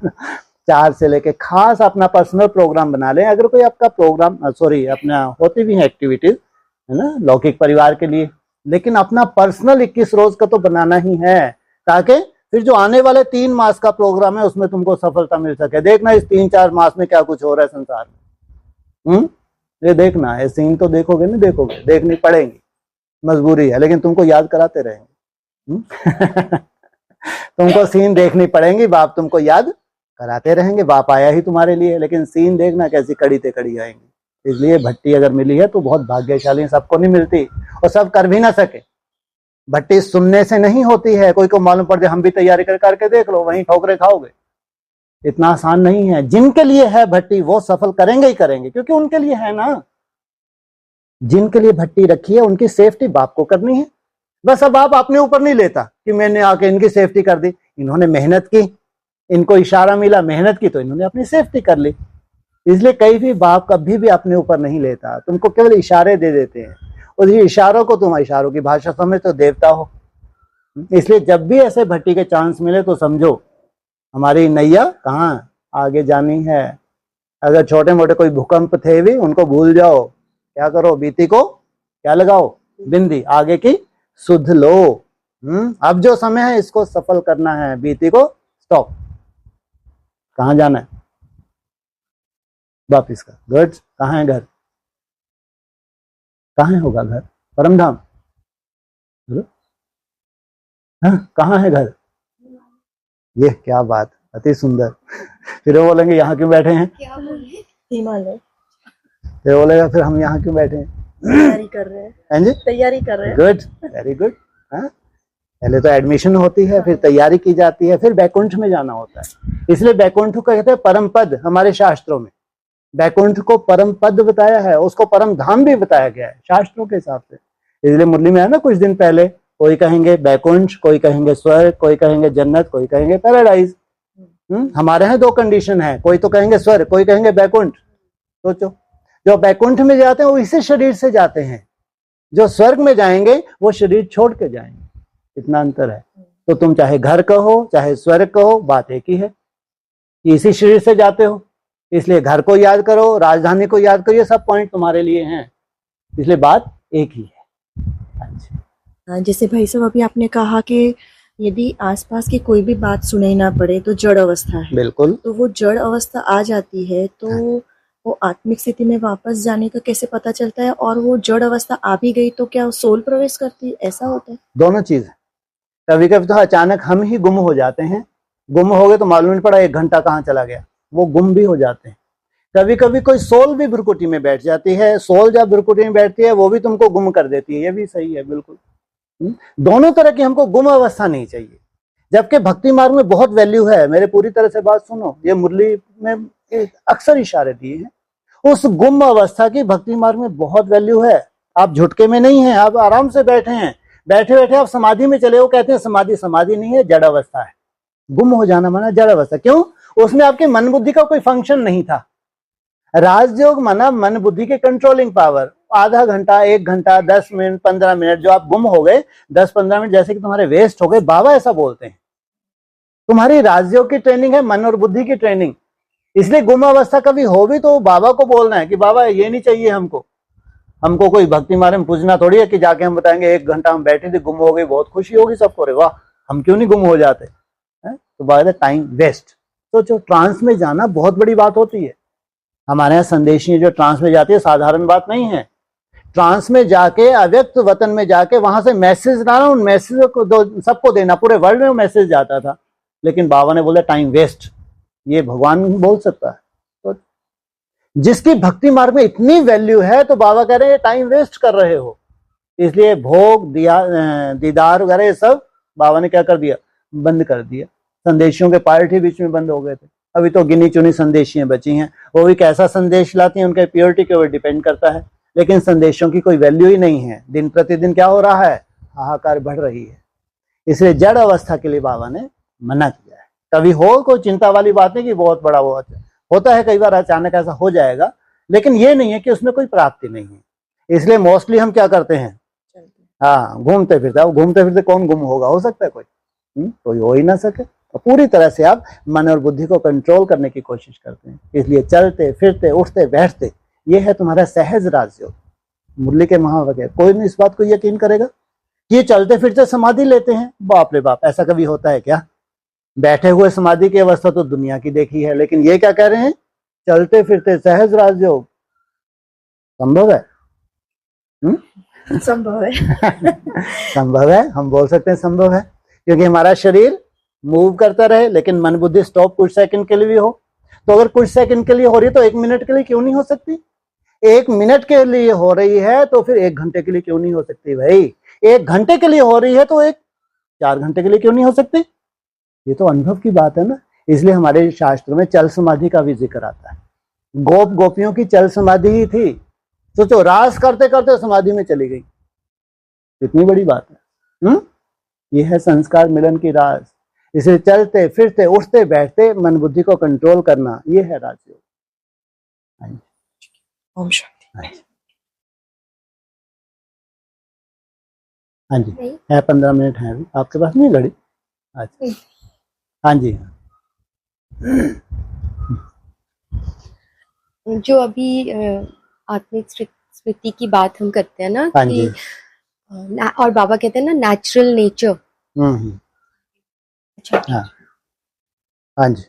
एक आपकी नेचुरल ये नेचर ही बन जाए कि हाँ आपका मन बार बार अपने आप स्टॉप हो जाए। तो अगर हम बिजी भी हैं लेकिन हम ये फील कर सकते हैं कि नहीं चल रहा मन, ज्यादा हल्कापन है, बहुत अच्छी बहुत बात। सारी चीजें चल रही है, फिर भी मन नहीं चल रहा। अगर मन हल्का है, मन में कुछ नहीं हो रहा है, जबकि वहां तो बहुत संकल्प चलने चाहिए, लेकिन बीच बीच में आपकी चेकिंग हो रही है कि मन में बहुत ज्यादा उथल पुथल नहीं है, तो जरूर आपको मेहनत का फल एहसास होता है। ये है आगे चल के हमारी भविष्य की, ये साक्षात्कार भी होते हैं हमारे, ये साक्षात्कार ही हैं।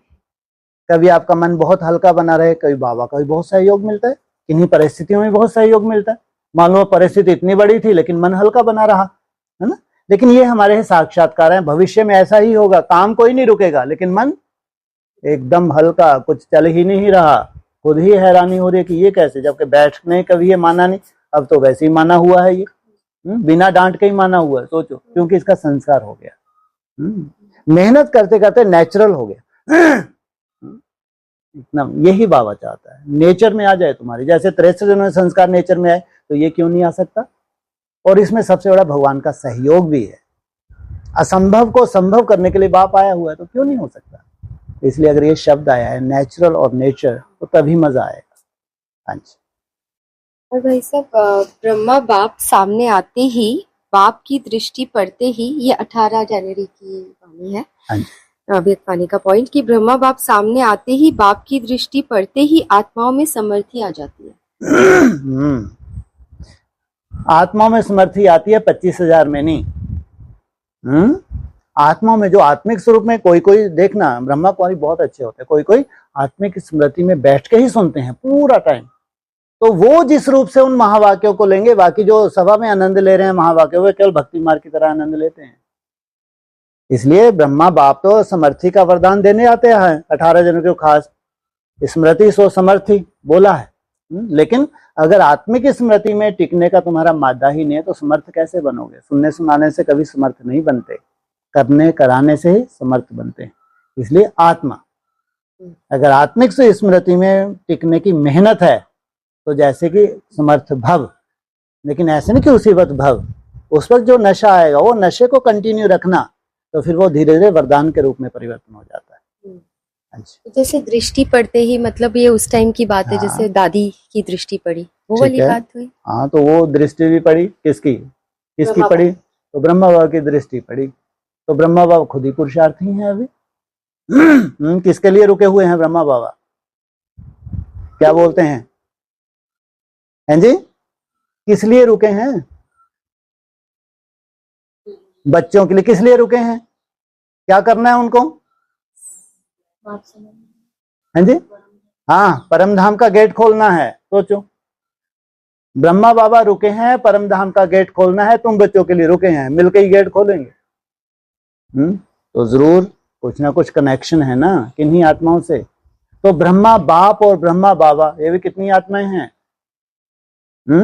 2 आत्माएं हैं। ब्रह्मा का भी बाप माना ब्रह्मा बाप, और कहीं कहीं अव्यक्त माने ब्रह्मा बाबा भी बोला जाता है, ध्यान रखना। तो ब्रह्मा का भी बाप, तो सोचो उसकी सूक्ष्म दृष्टि कैसी होगी? कैसी होगी उसकी दृष्टि? तो वो तो कहीं से भी दृष्टि दे सकता है, नहीं दे सकता? वाणी में बोला, क्योंकि आगे कर्तव्य होना है, उस कर्तव्य को बच्चों को एहसास करना है, महसूस करना है बच्चों को।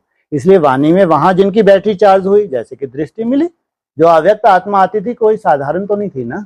दादी तो गुम हो जाती थी, दादी तो कुछ एहसास ही नहीं होता था, लेकिन जो भावना के आधार से सामने बैठे हैं उनकी तो अपनी भावना है, भावना का तो फल मिलता है, क्योंकि जो भी 16,000 आत्माएं निकली तो वहीं से है ना, वहां उनकी भावना है।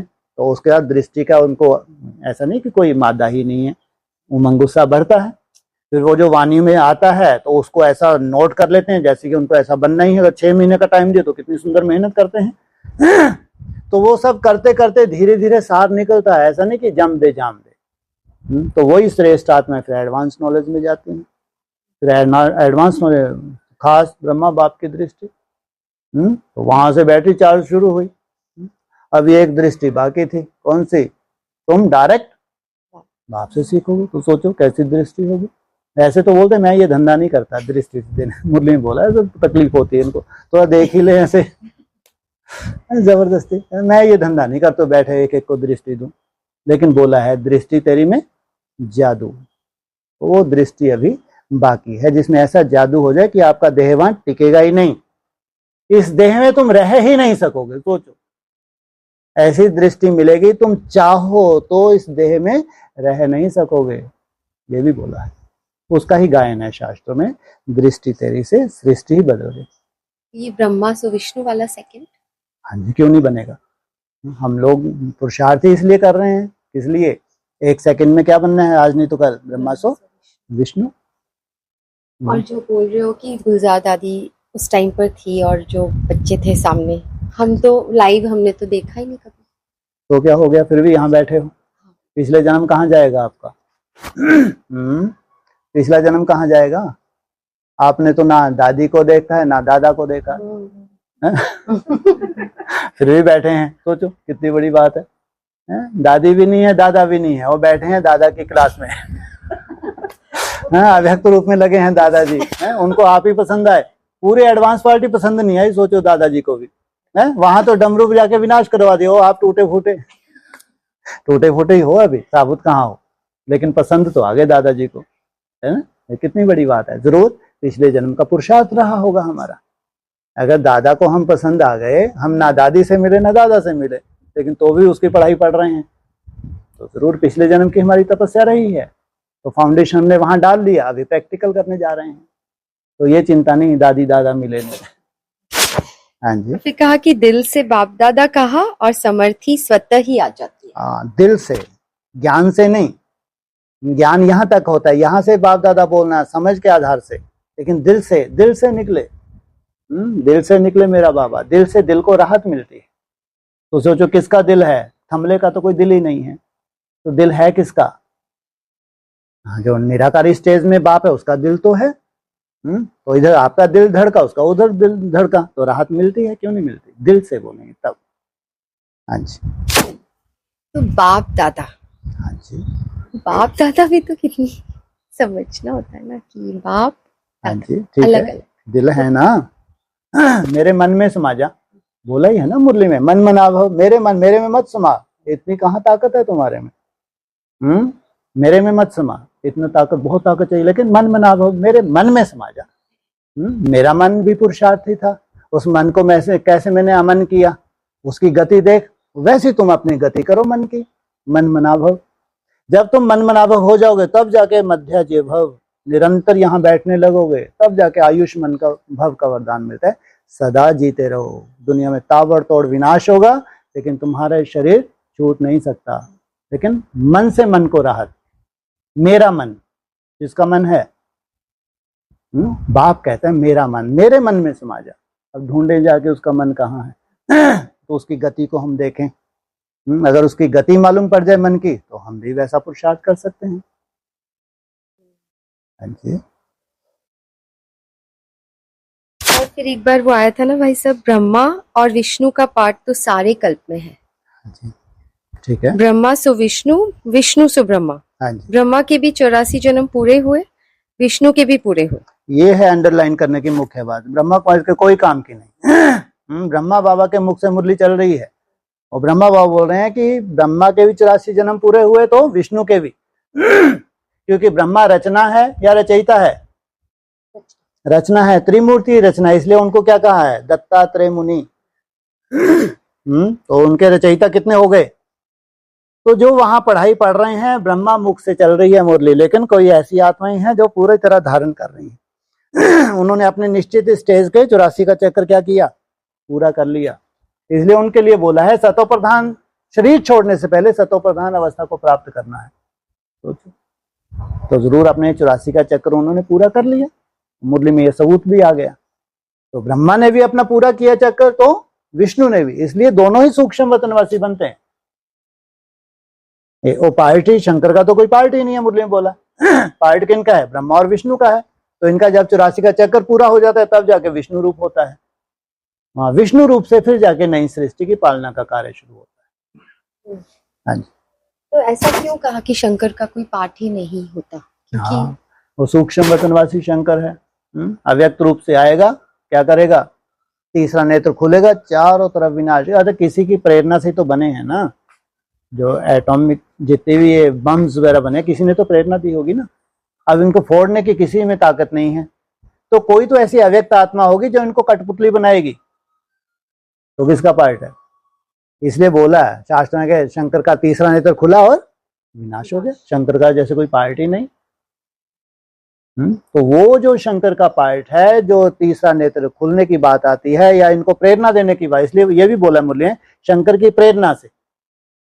तो बोला है प्रेरणा कोई दे तो उसका पाप। तो यहाँ जो पार्टधारी है वो प्रेरणा की बात नहीं, लेकिन जरूर प्रेरणा होती है इनको, साइंटिस्ट को बनाने की भी प्रेरणा होती है, तो जो राष्ट्र अध्यक्ष है उनको फोड़ने की भी प्रेरणा होगी। इतने पावरफुल आत्मा है वो। इसलिए बोला शंकर की आत्मा साधा बहुत पावरफुल है, जिसको चाहे कठपुतली बना दे। इसलिए वर्ल्ड वार में एटॉमिक शक्ति का प्रयोग कोई नहीं कर सकता, किसी में ताकत नहीं है। और इतना कोई दूसरे को इतना कदर यहां तक नहीं फोड़ेगा कि ये एटॉमिक शक्ति का प्रयोग कर दे। सोचो आप, अगर आप किसी को चोट पहुंचाएंगे, इतनी जास्ती चोट पहुंचा दो, आप वो बच ही नहीं रहा, तो क्या करेगा, एटम बम फोड़ देगा। इसलिए चोट भी इतनी ही पहुंचाएंगे, बस क्या करें, इसको ऐसे गिरा दें कि इसको उठने में 50 या 100 साल लग जाए।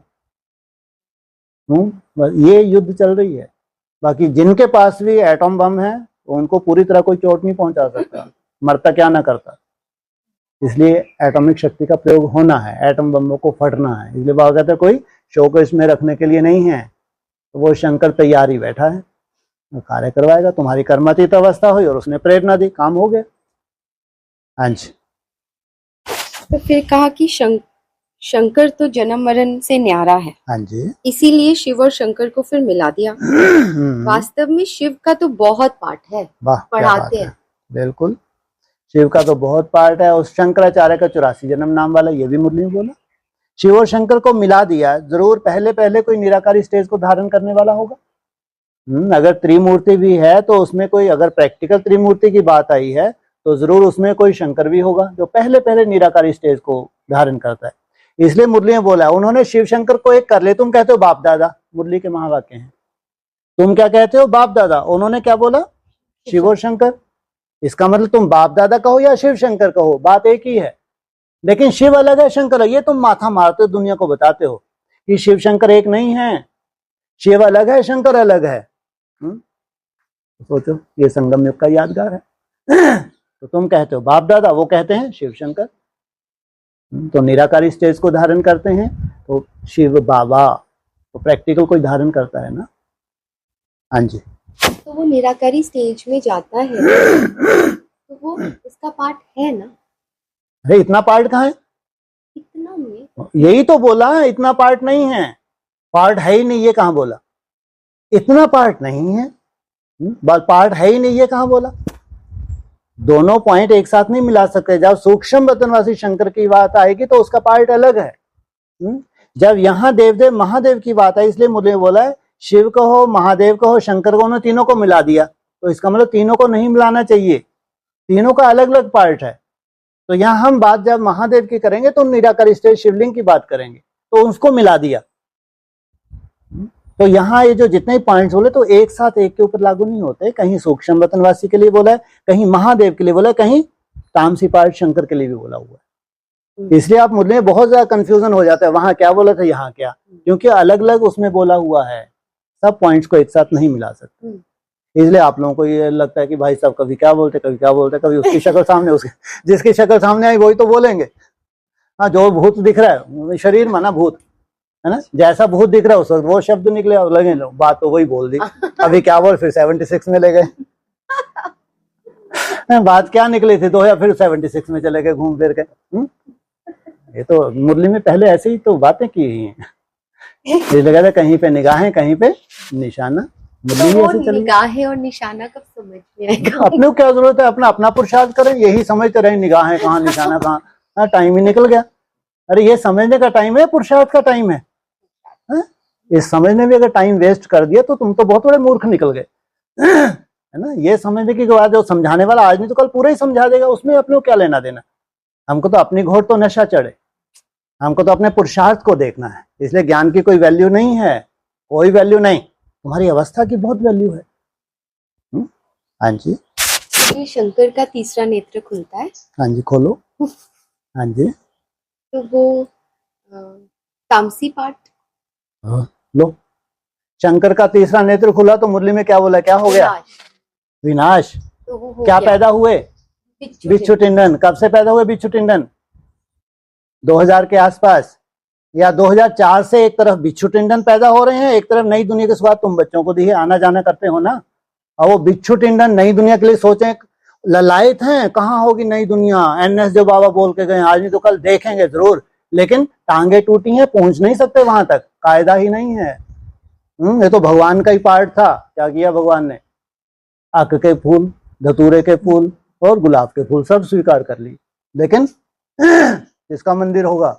नहीं है, बताते कृष्ण के मंदिर निवास खुशबूदार कौन से? गुलाब के फूल ही होते हैं। दिव्य गुणों की खुशबू तो दो, नहीं तो आउट। विमान खड़े हैं, तुमको तुम्हारे कुल में पहुंचा देंगे। कितना वंडरफुल खेल है। हाँ जी, फिर बोला कि वह नहीं, दूसरी मुरली, वह सतयुग में भी नहीं आते, कलयुग में भी नहीं आते, संगम युग पर आते हैं। बस एक ही बार आते हैं, तो तुम बुलाते ही नहीं हो। सतयुग त्रेता में तुमने बुलाया नहीं तो मैं आराम करने बैठ गया, बोला ही है। द्वापर युग से तुम्हारा बैकबोन बना, सबका नहीं। तुमको मेरी जरूरत पड़ी तो अव्यभिचारी भक्ति तुमने की है। और उसके बाद फिर तुमको जन्म जन्म भक्ति का फल देने के लिए मेरे को आना पड़ता है, तो भी तुम कैसे बने रहे। हिस्ट्री में अगर तुम जाओ तो पिछले 200-300 वर्ष की हिस्ट्री जो है ये है कलयुग का अंत। सोचो, उसमें भी तुम्हारा जलवा ही रहा हो, तो सोचो तुम थमे हुए हो या एकदम लुढ़क गए। जबकि इनके जब अत्याचार हुए हैं, मुसलमानों के अत्याचार हुए, औरंगजेब के अत्याचार हुए हैं, तो क्या हालत की है भारतवासियों की। और हिस्ट्री में तुम अपनी हिस्ट्री देखते हो तो कैसे टनाटन। तो सोचो कहाँ से भगवान आ जाए। इसलिए जरूरत ही नहीं पड़ी। लेकिन जब तुम्हारी बैटरी डिस्चार्ज हुई, तुमने पुकारा तो मैं कब आता हूँ? संगम युग पे आता हूँ। ना कलयुग में, ना द्वापर में, सतयुग त्रेता की तो बात ही नहीं है। तो यह राम का भी देश है, रावण का भी देश। हाँ जी, हाँ। इस किनारे राम का, उस किनारे रावण, संगम है ना। हाँ, वो लंगड़े हैं तो रावण का देश, राम बाप के वंशज तो राम का देश, ये संगम है। लंगड़े हैं माना विकारी हैं तो वो क्या है? रावण के वंशज। फॉलो किसको करते हैं? रावण राज में है ब्राह्मण बनने के बाद भी। और इस तरफ है राम के वंशज, राम बाप को मानने वाले, निराकार स्टेज धारण करना है, तो दोनों का संगम है। तो युद्ध हो जाती है। तुम हो डरपोक, तुम युद्ध करते ही नहीं हो। क्या करते हो? दुपक के पर्दे के पीछे मेरा बाबा, मीठा बाबा, प्यारा बाबा धुन लगा देते हो। क्या पा जाते हो? क्या बात। अपनी महिमा बनी रहनी चाहिए, मिले ना मिले कुछ। एक लास्ट, हाँ जी, बाप दादा कहते हैं अब मर्जीवा जन्म में आत्माभिमान अर्थात देही अभिमानी स्थिति भी ऐसे ही नेचर और नेचुरल हो, मेहनत नहीं करनी पड़े। मैं आत्मा हूँ, मैं आत्मा। आगे चल के ऐसा ही होगा जैसे अभी फील करते हैं ना, ये बना ही हुआ है कंटिन्यू, हमेशा ही बना हुआ है, बीच में ये गायब होता ही नहीं है। कितना भी हम कोशिश करते हैं लेकिन तो भी इसके सहित ही कोशिश करते हैं, तो कभी ऐसा हो जाए ये भान हमेशा बना रहे। सोचो, जब तक ये नहीं हो तब तक उसको नहीं कहेंगे निरंतर। तुम्हारा ये भान यहाँ से खत्म होके कहाँ हो गया? पूरा ट्रांसफर हो गया उस बिंदी में। अब वो भान कंटिन्यू है, यहाँ तक हमको जाना है, यहाँ तक याद में जाना है। ये है मेहनत। ठीक है, ओम शांति।